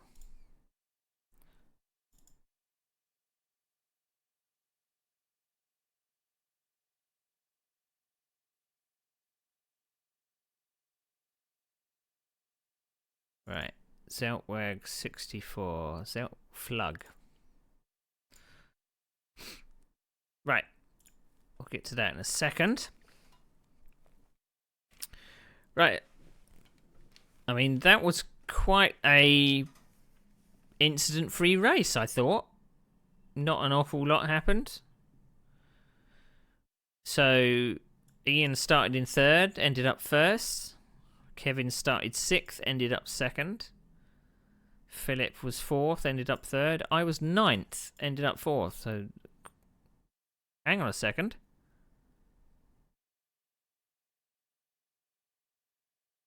I got knocked down. What? What did I do? What did I do?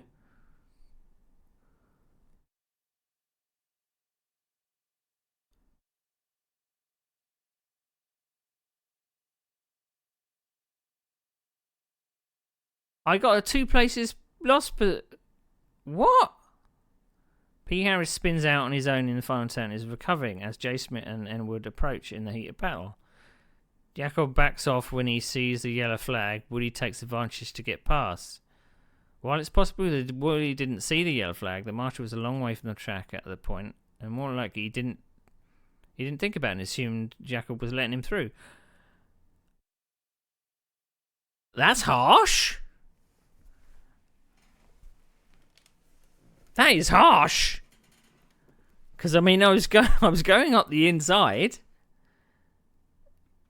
Wow. Okay. Is that how it's going to be? Is it? Okay.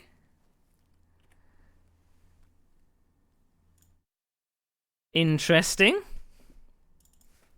Right. Let's see if this Zeltweg will, because there was 3 Zeltwegs on the database. So I wonder if I've installed the right one now. Nope, I haven't. There's a 3rd. What's the 3rd? So there was Zeltweg 60. Is it Zeltweg 70?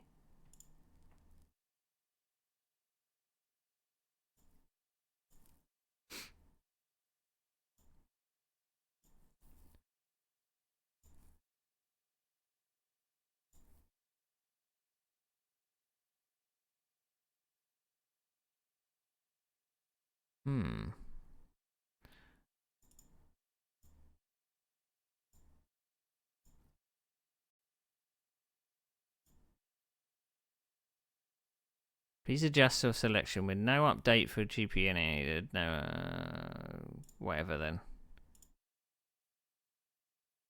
Okay. I mean, it's the only one that's left. I've only got 3.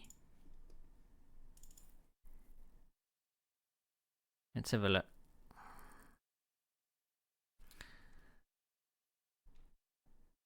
That's kind of dampened my... No, still not there. I've installed all of the Zeltwegs that are on the database.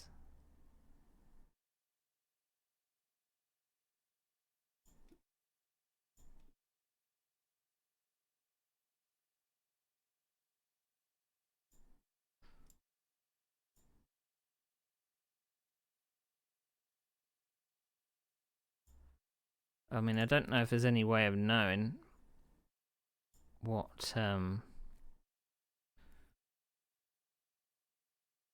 So Zeltweg 1970, Zeltweg 1967, Zeltweg 1964.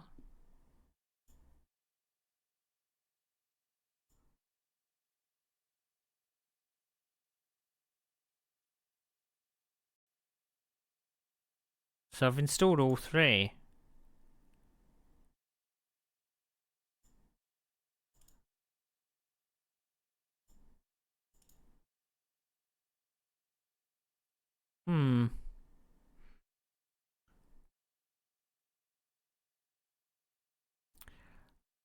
I don't know then. We're going to have to try and figure that one out for next time. So we are...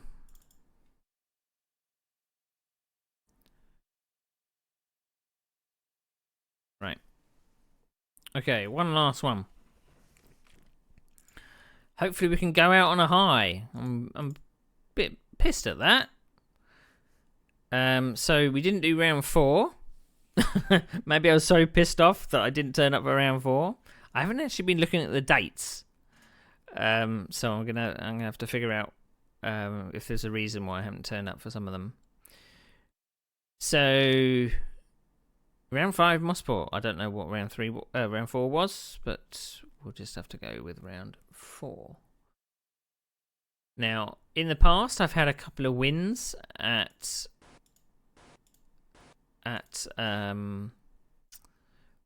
well, I've had one win at Mossport. I think I had a win that was due, but I unfortunately got nerfed off the track by one of my mates, which wasn't good. Right, we're in a Brabham. And it looks like we're quite far back. So 27 laps at Mossport. So particularly in this version, you can't actually see the flagman. So Paul Harris is probably on pole. We don't know who's between him. Paul Bird, the person I was fighting with in Rouen, in a Honda. Then we have Paul Adams, my teammate, in a Cooper. Paul Skingley again in the Ferrari. Baz West in his usual Honda. I'm behind him in a Brabham. And then we've got Martin Portman in a Cooper. And that's all the people we have. Okay. Let's see what kind of start I get on the banking. Looks like Paul may have had a full start then. Yeah, a better start than Paz West behind us. Now, do we stay wide or do we take the racing line? We take the racing line.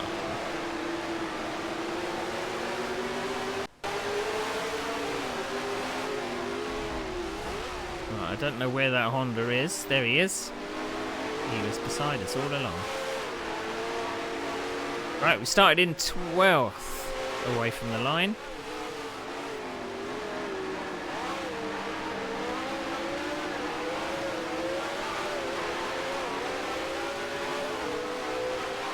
I dropped down too many gears there. Oh, where's he going? Where's he going? I followed him. Target fixation. I followed him. So who was it that spun? It was my teammate that spun.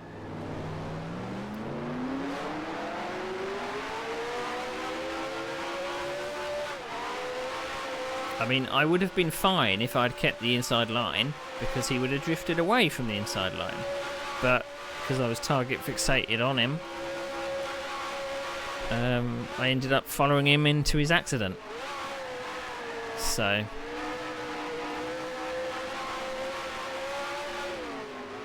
we may have gained a place, or may have gained a place and lost a place. Let's see where we are. Ooh, lost a place, so in 13th.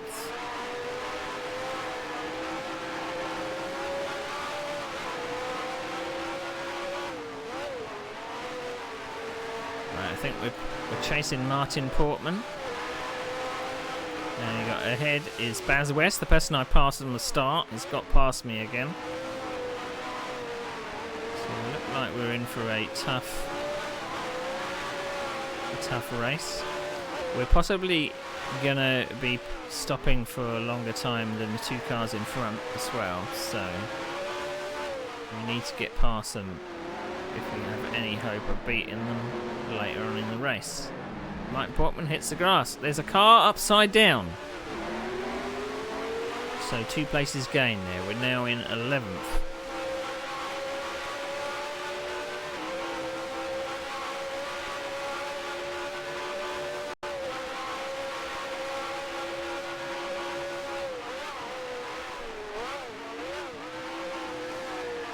Looks like someone may have gone off there. I saw some skid marks on the road.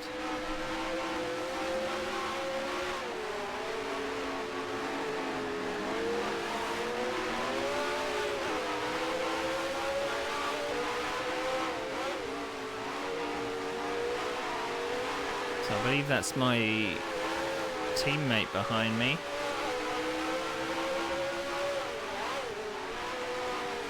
Now there was no... Oh, 2 freebies coming up. So that's 9th place. Oh no!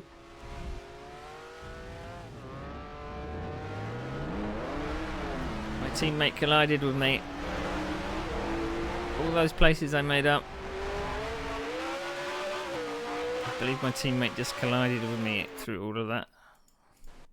Because he couldn't avoid me.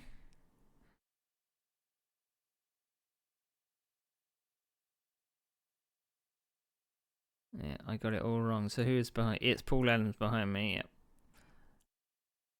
So I think I just either got the gear change wrong and it locked the rears, and he just I was not in any control and I just got flipped. But unfortunately that made Paul blow his engine. So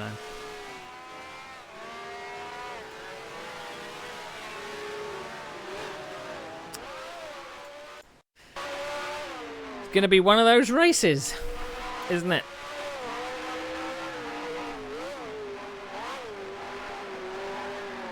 Is the moderator gonna slap me again?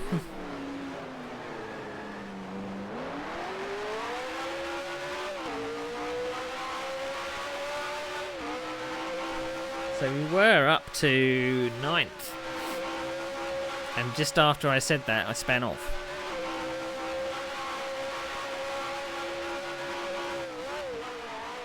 Now, all throughout this series, I've always thought that I would maybe like to see how I evolved as a driver.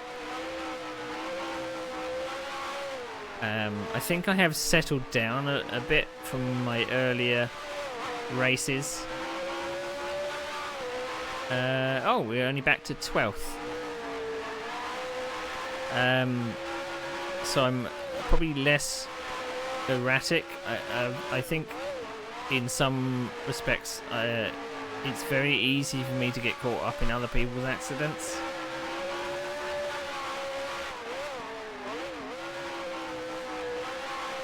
I make less mistakes on my own, because before I would maybe make a passing manoeuvre and get so pleased about the passing manoeuvre I'd just done that I'd forget what the next corner was and go off and give the place back again. That was quite common. What are you doing?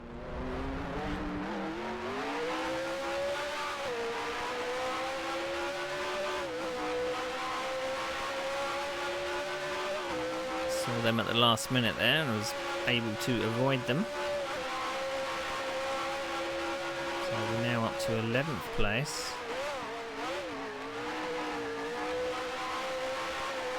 I mean, we're going to end up quite way down the order because there's a lot of lower powered cars ahead of me that I have no real hope of catching up with. One thing we haven't done this season, at least on replay anyway, because we were in the Ferrari in the first round, which I didn't have the replay of. No, that was too fast. I could see that coming.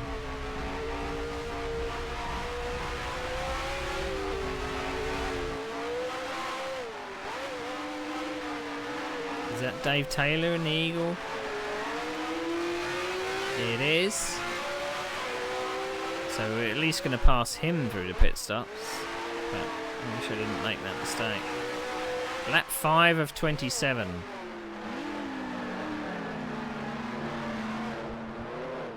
So we're back down to 12th now.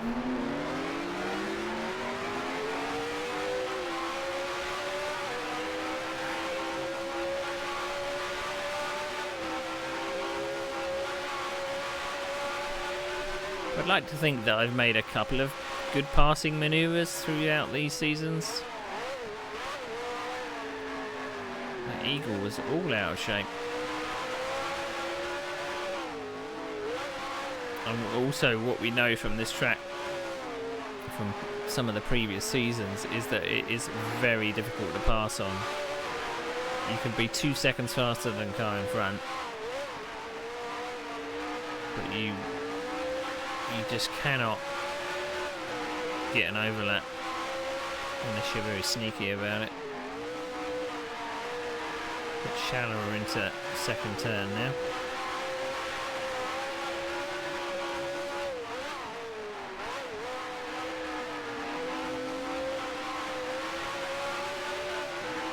Maybe using quite a low gear for that turn 3. Probably would be better off if I didn't.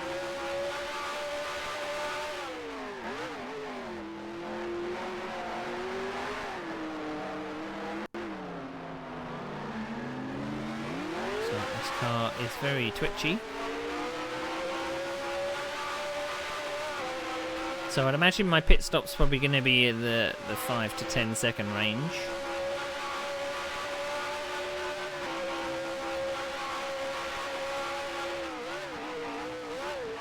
But maybe I've learnt a bit from my previous seasons that being in the Ferrari, you know, you have to have such a pace advantage in that car to make it work.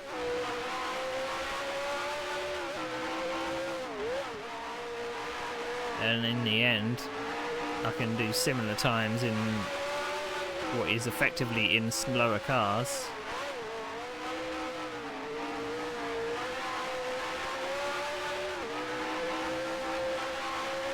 So you have to, it seems like for turn 2 you really have to turn in before you even see any semblance of where the corner apex is.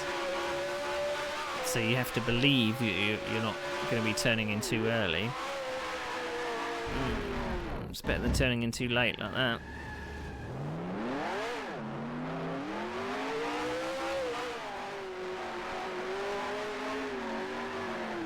I can see the frustration. Oh, someone else. Is that my teammate? No, that's Martin Portman again. So we've made up a place.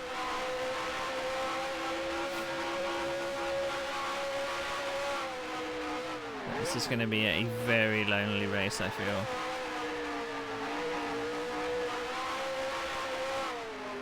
So if you don't turn in at the right time, you can't get in the groove. Right, we're saying screw it, we're going to stop in the pits. Right, 11-12, we spotted a stop at that. So presumably we're going to leave. God, this is a long stop. That was about 15 seconds.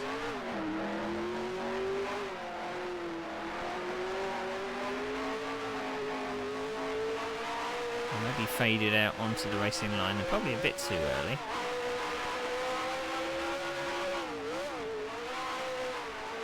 I think I heard one car go past.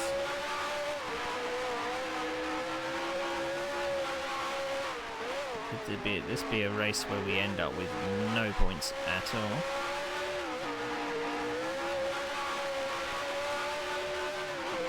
Still a bit bummed about having my 4th place taken away.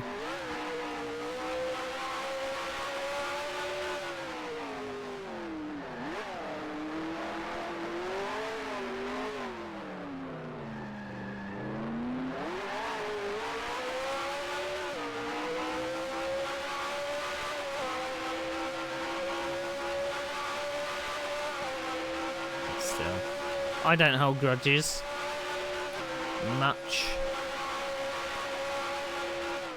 because there's not really much I can do about it. I can be salty about it, but it's in the past. 20 years in the past. Maybe this is opening all the old wounds. Maybe this is not a good idea.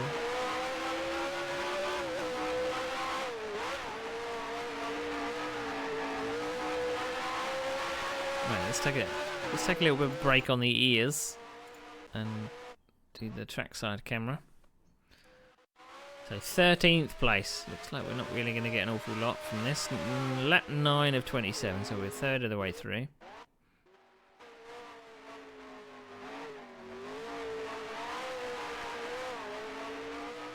It looks like this Brabham is a bit feisty for me. I might find out. I'll go to the Cooper for the next round.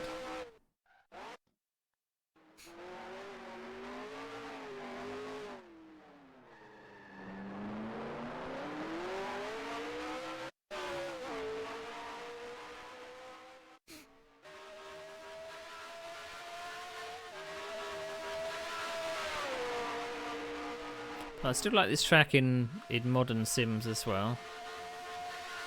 Driven it a little bit. It doesn't get used an awful lot. Oh dear, it's going from bad to worse.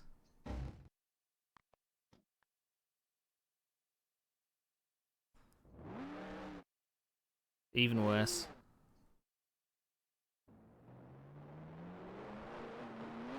Don't think we lost anything. Apart from our sanity.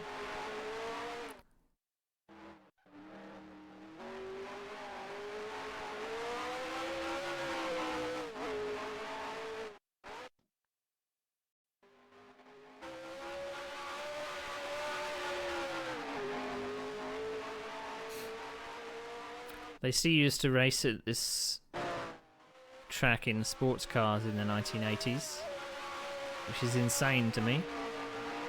You could chuck sports cars around this track. I think they do. This track still exists in this kind of layout, but they don't race fast cars on it anymore, I don't think.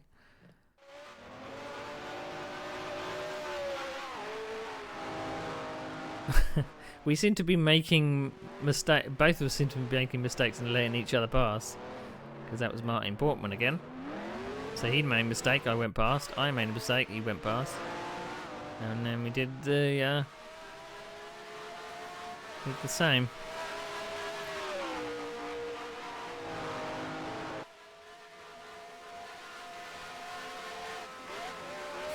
The camera is just too close to the car on this track. It needs to be kind of that length, focal length. But when it's right in on the... Because that's what I sometimes see as the camera work for Formula 1 nowadays is kind of focused on just the driving part, and you miss the sense of speed if you're just kind of really close up on the driver. And you can't see what else is going on.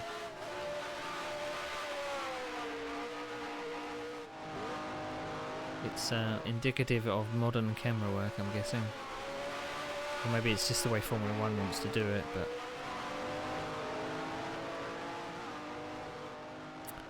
I don't like it.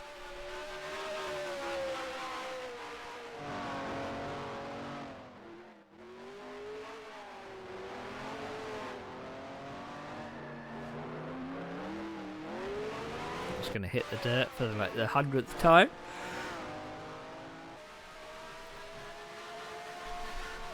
So the leader,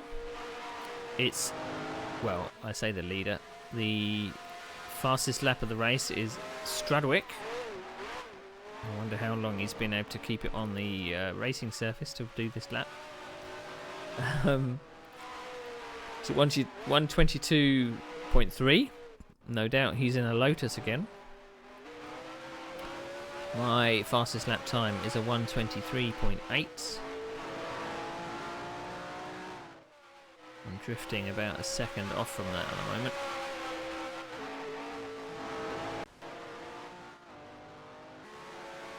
Lap 12 of 27.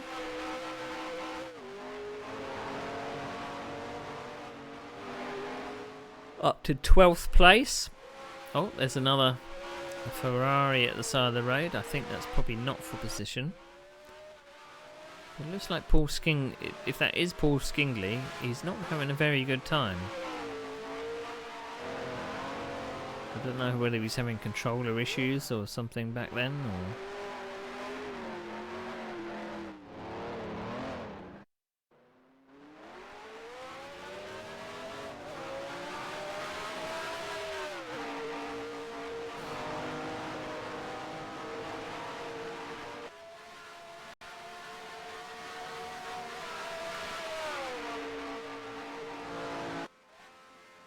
I'm being shadowed by... Shadowed? That's not a word. I'm being shadowed by that Cooper behind.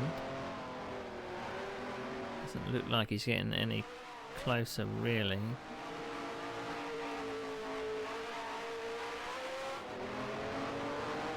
Shadowed. I've just made up a word. Put it in the dictionary.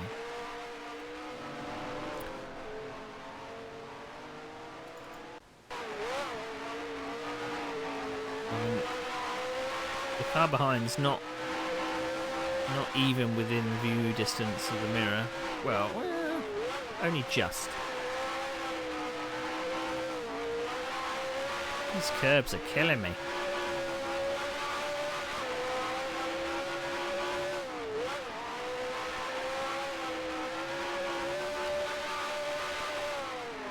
And so is that engine.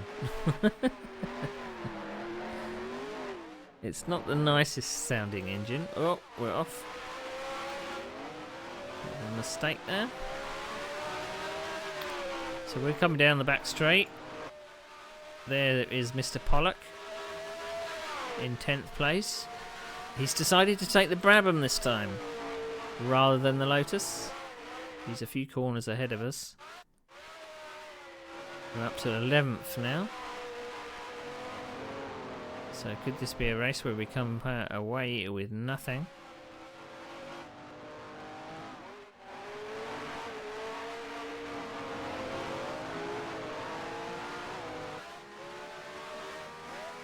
Now usually when you install tracks to Grand Prix Legends and you generally... You won't see the track the track will come up as blank in the replay list if you haven't got the track folder correct. For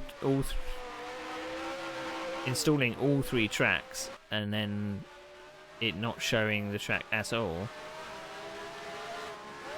is slightly worrying. Unless there's a special version that I'm not aware of. Because you can have a track.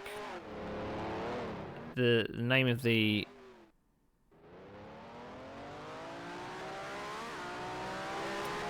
you can have a track where the name of the folder is correct, but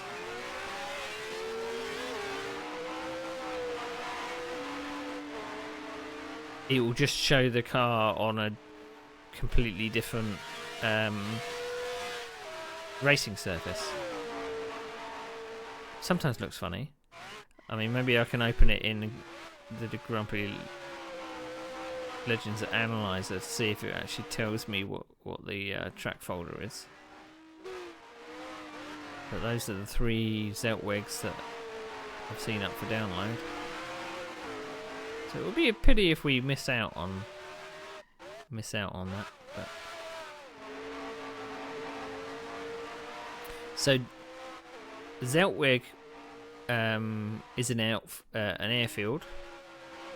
I mean, it's an Austrian Grand Prix similar to what the Österreich Ring is, but the Österreich Ring pretty much took over from Zeltweg, I believe. I can't remember if Zeltweg was actually in the official championship races or not. It's flat. It's basically just a track that goes around some hay bales. It's not very interesting at all. I've driven a version of it in Assetto Corsa. As I say, pretty boring. Pretty boring. I suppose it's the 60s equivalent of the Caesar's Palace Grand Prix. That one where they raced in a literal car park in the early 1980s. I think it was Caesar's Palace. I think. It's the one where Nelson Piquet passed out afterwards. Because it was so hot.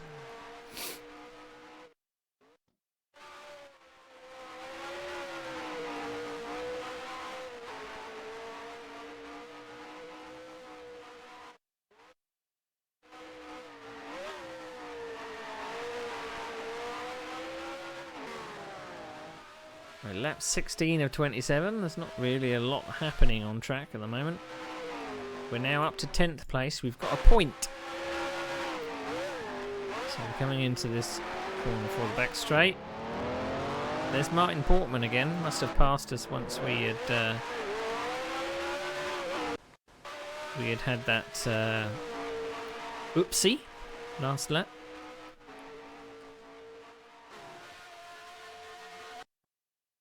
There goes the engine.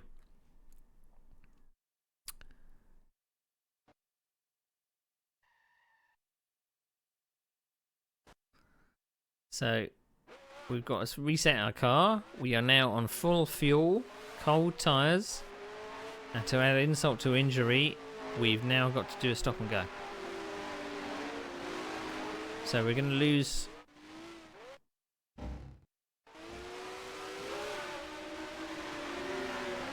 This is a race to forget, isn't it?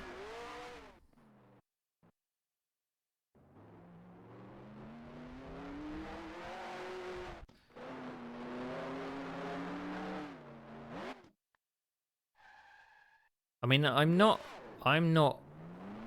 too keen of the rule that they did for that, because you reset your car, you've basically penalised yourself. You've now got a car which has got a full race distance of fuel on board. It may be repaired and everything, but it's got a full race distance of fuel on board.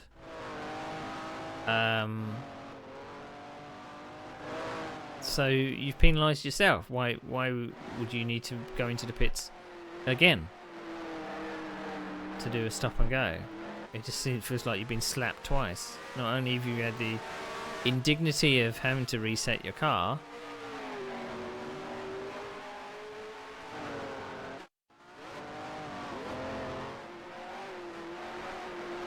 so I was in 10th place. I'm probably now down to more 12th place. So who's it that passed me? Paul Harris. And we've got Kev Williams. That's 4th place behind us. We're being lapped.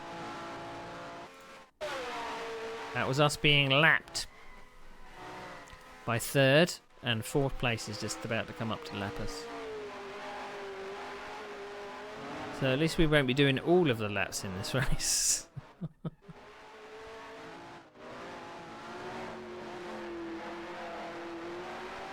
I mean, I suppose thankfully I probably won't get slapped by the moderator, because I've not had any incidents with anybody else. It's all been me falling off the road. There we go, just letting the 4th place through.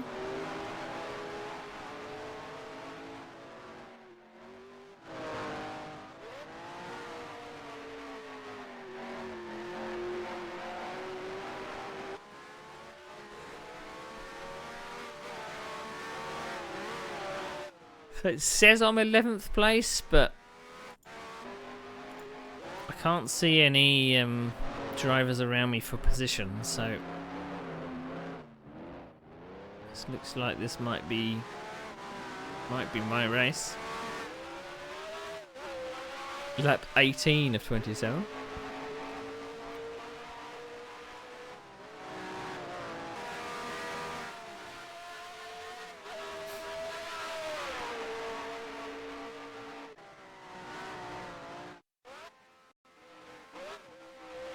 It swings in roundabouts, doesn't it? The consistency. It's like you have a nightmare of a round, and you have a pretty good round, even if the moderator gives you a slap of 2 places.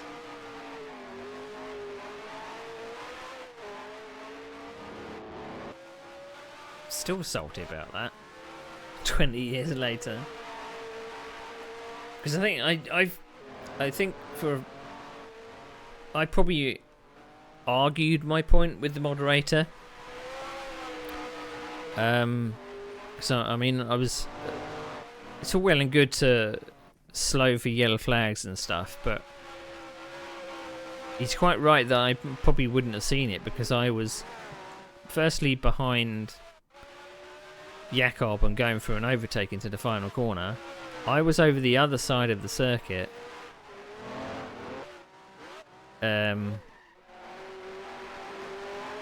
And I mean, Jakob slowed because he was probably caught between the car that was off and me on the inside. But hey. And then you have this race, whatever this race is. It's been an absolute disaster. So this has been an absolute baptism of fire in Season 9. I can't think we're going to finish anywhere near the top. We're definitely not going to get promotion. I mean, I know in my head where I kind of ended up. But I'm purposely not saying it.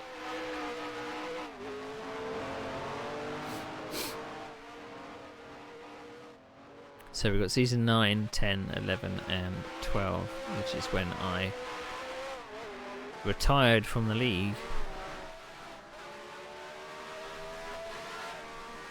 So it's basically racing for 9 seasons. Have I got that right? From Season 3 to Season 12?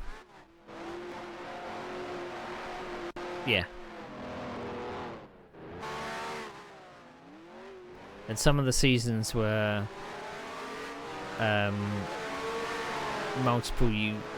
spanning over 6 months or so. And some of them even would take place at the end of 1 year, and then they would continue in the next year. Kind of like what Formula E does. They don't tend to make seasons which like Jan till December. They make a season which is a certain number of races, and then they have a tiny break, and then they just start another one.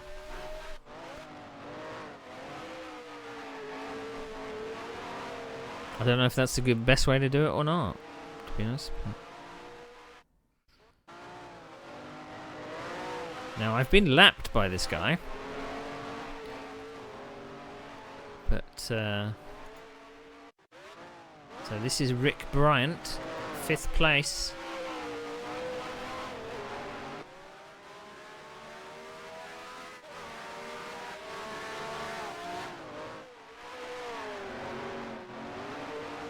Now, there is that sneaky thing where, I mean, is it really sportsmanship?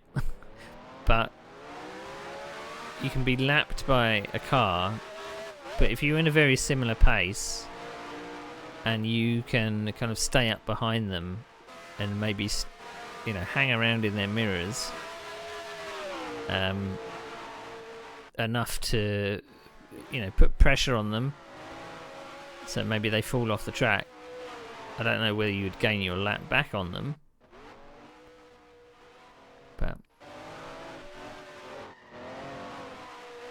But I think by this point, knowing you're a lap down and probably on your pit board it says plus 30 seconds each way, you're just like, oh, I just want this to be over, you know?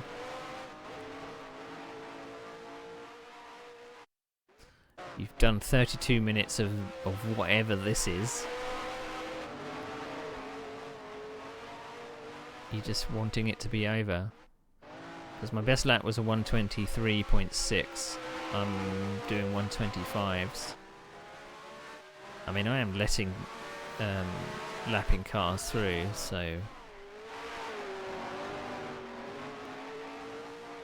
But just waiting for the end, I guess. And hoping not to get caught up in anyone's incident.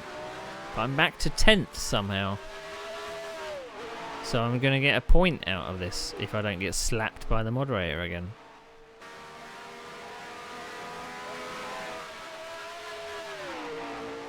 We'll have to see how many people actually competed. We've also got to check the results of round 4, which I didn't have a replay of. So whether that means I took part in it or not, and took a break after Silverstone. But I have to check the dates, because I believe we're in either 2004 or 2005. And by this point in 2004, I think I've moved into a new flat. I think. I don't know round. Maybe I missed round 4 because it was the Nürburgring. I mean, when you've just had a great race at Silverstone and then been slapped with a penalty, you don't want to kind of do the Nordschleife next. I think these races were a week apart. I think it's either a week or 2 weeks.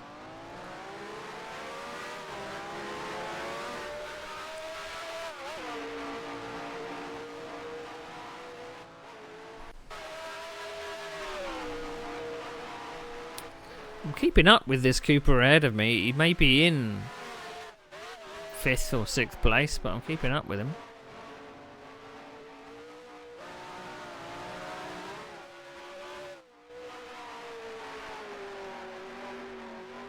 I mean, it's a shame the season has started out like this, because obviously in the first few rounds it's been some of my favourites. Rouen, I like Rouen. Silverstone, I like Silverstone.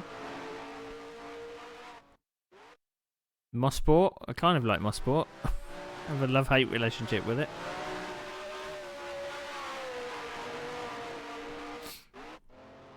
I have to find out whether Zandvoort, one of my all-time favourite circuits, because I just seem to gel with it for some reason. I don't know if that's on the calendar at all. In fact, I can probably look at the files to tell you.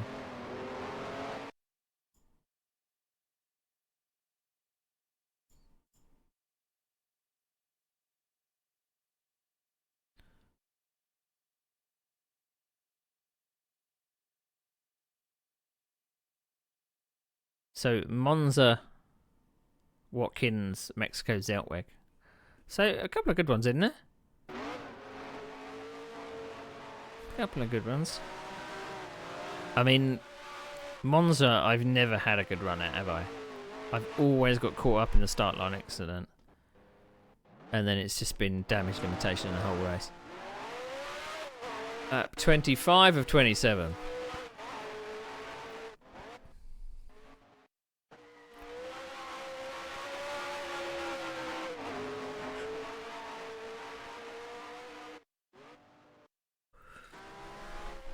Now, I did put on my stream announcement on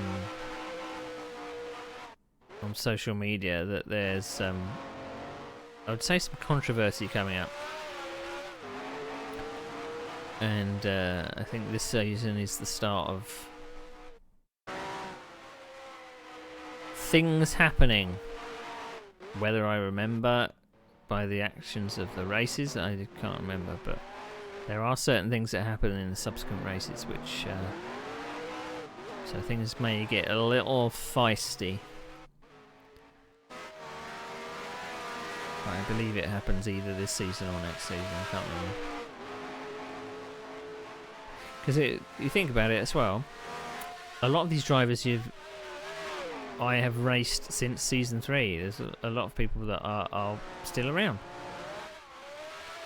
And a lot of people for this particular season 9 I've never raced before at all. But there are some familiar faces, like Paul Adams is one, Jakob Schmidt is one, Martin Portman's one. So some familiar people that I've raced with. I don't know if I've necessarily been fighting with them the whole season. I've been around them. Sometimes even on the same pieces of tarmac. And sometimes fighting over the same piece of tarmac. Right, penultimate lap, lap 26. Oh, don't overdo it now. But these curbs are lethal here. You don't touch them at all.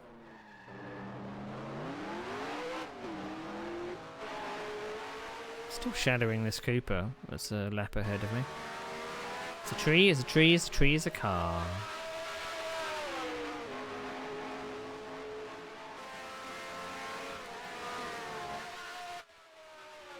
I can safely say that this race is a bit of a washout. The fact that I'm only going to get 1 point from it, some kind of consolation, I guess.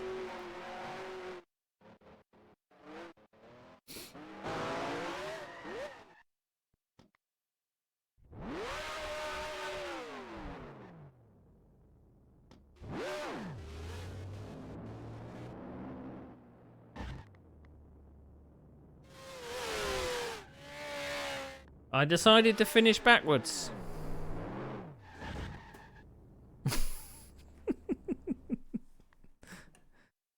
That probably shows my mentality.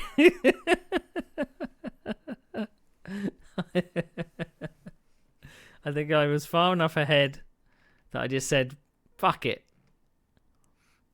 Let's just spin it. So, supposedly we got 3 or 4 rounds. Let's see. See if I can actually, if I can open the replay.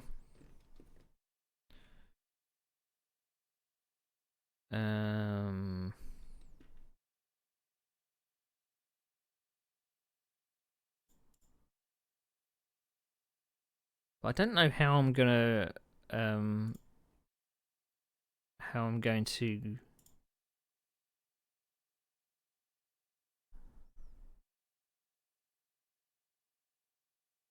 set on the other monitor.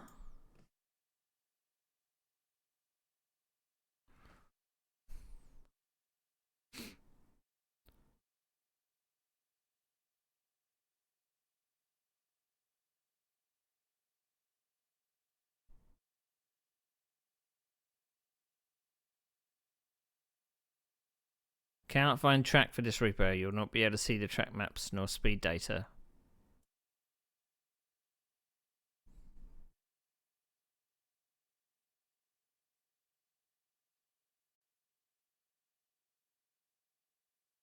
So, I mean,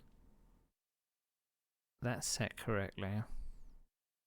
I don't know whether there's some information I can see about the...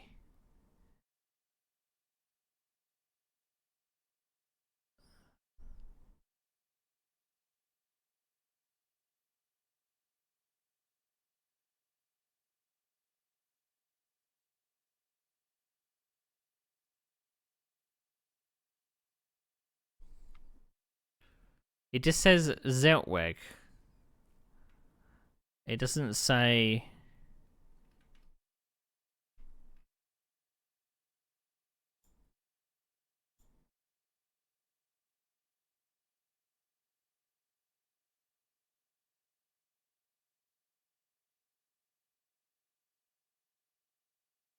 So you can see that all the 3 Zeltwags I've got installed. I'm popping off to get food from the shop. Speak later. Okay, Ben. I'll speak to you a bit later on. So we got the 3 rounds there.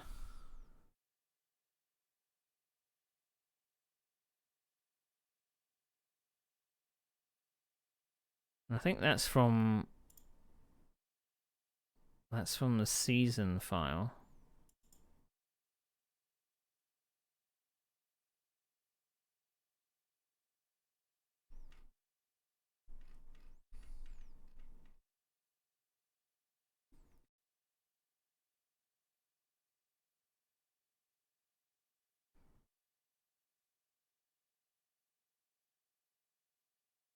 Seasons 67. So I'm guessing it should have added the 3 at the end. It did.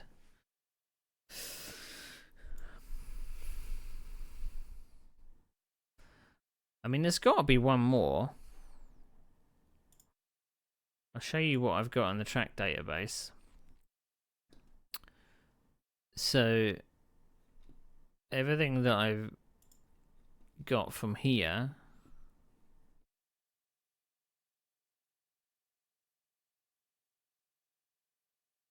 so we've got Zeltweg W70.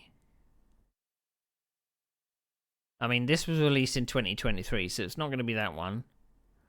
That one was released in 2006.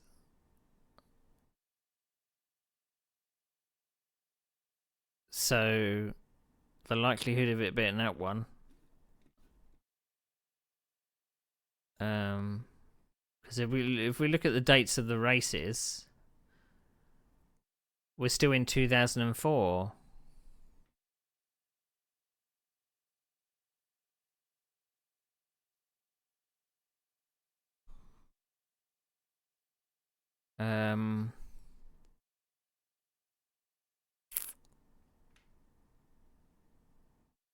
I mean, the only thing we can possibly do is try and search for the word Zeltweg.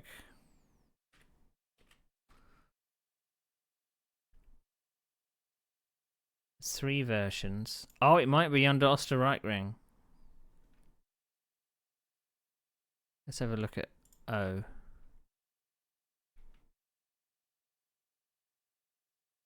That was released in 2001.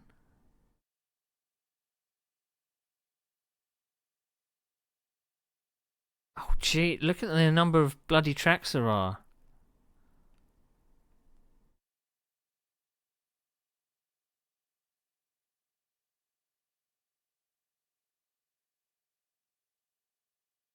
I'm just going to have to download all of them and find out which one's the right one.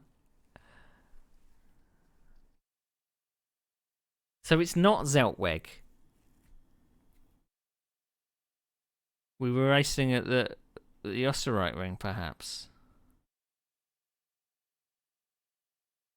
So that came out in 2010. It's not going to be that one.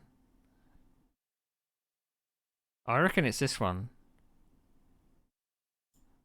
The 1970s.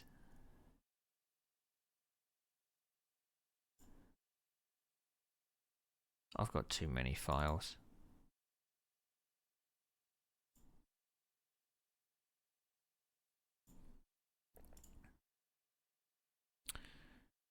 Right. What was the one I just downloaded? Zeltweg Standard.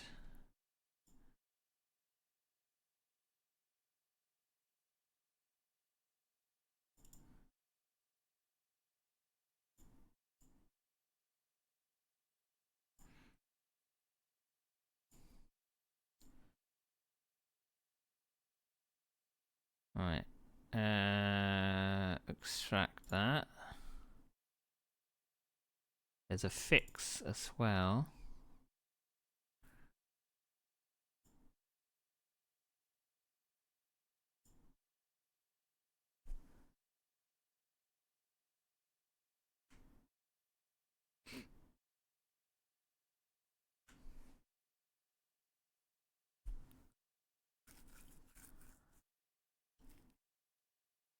Let's see. Track install. Games.gpl. Why does it always think it's not that folder? Don't want the world record. Replay.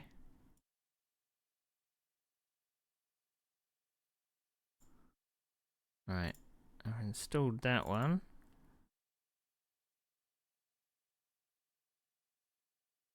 So that folder is just called Zeltweg.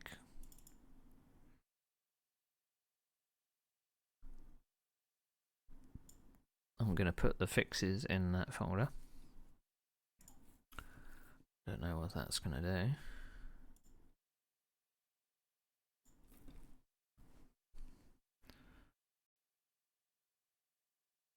Right, where was I? Let's get rid of that.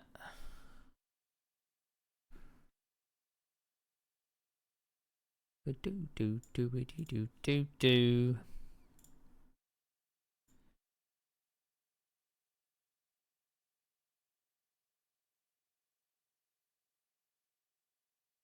What am I looking for? Okay. Right, okay. So, moving on from that one. So, the replay I didn't have is... So, we're the 6th of July, 2004.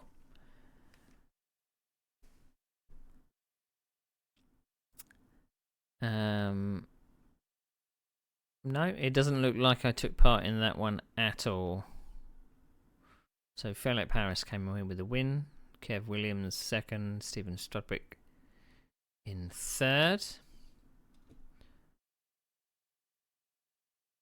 Okay. We're not going to bother going through all of that. Lots of incidents and such. Right, Mossport. Jakob Schmidt came away with the win. Started 4th, ended up 1st. Stephen Strodwick started 3rd, ended up 2nd. And Philip Harris actually started 1st, ended up 3rd. And he was in a Cooper, so we should have beaten both those cars ahead. I end up 10th. I get a point, I'm guessing.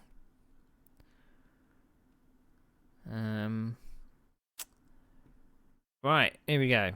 Lap 3, Enwood gets out shape in T3 and P. Adams is unable to avoid his out-of-control car. P. Adams is entitled to a no-fault shift R, but does a stop and go anyway. So, the stop and go for a shift R seems to be only if you are the reason for the reset. If you have to reset because of someone else's accident, you don't. Right, Paul Skickley spins out the exit at the Moss helmet and tries to spin turn, but doesn't quite pull it off and ends up causing anyone to take to the grass to avoid him. Paul does his utmost to rejoin cleanly and brakes as soon as he realises Woody is coming. But it would have been better for Paul to reverse to get the guy pointing the right way before attempting to rejoin. Yeah, so that's who Tifosi 312 is. I don't think I feature in the rest of it. The rest of it was just meh. Started 13th, ended 10th. We gained positions, but yeah. And Ian Pollock actually ended up 14 laps down. I wonder if he had a disconnection or something. There you go.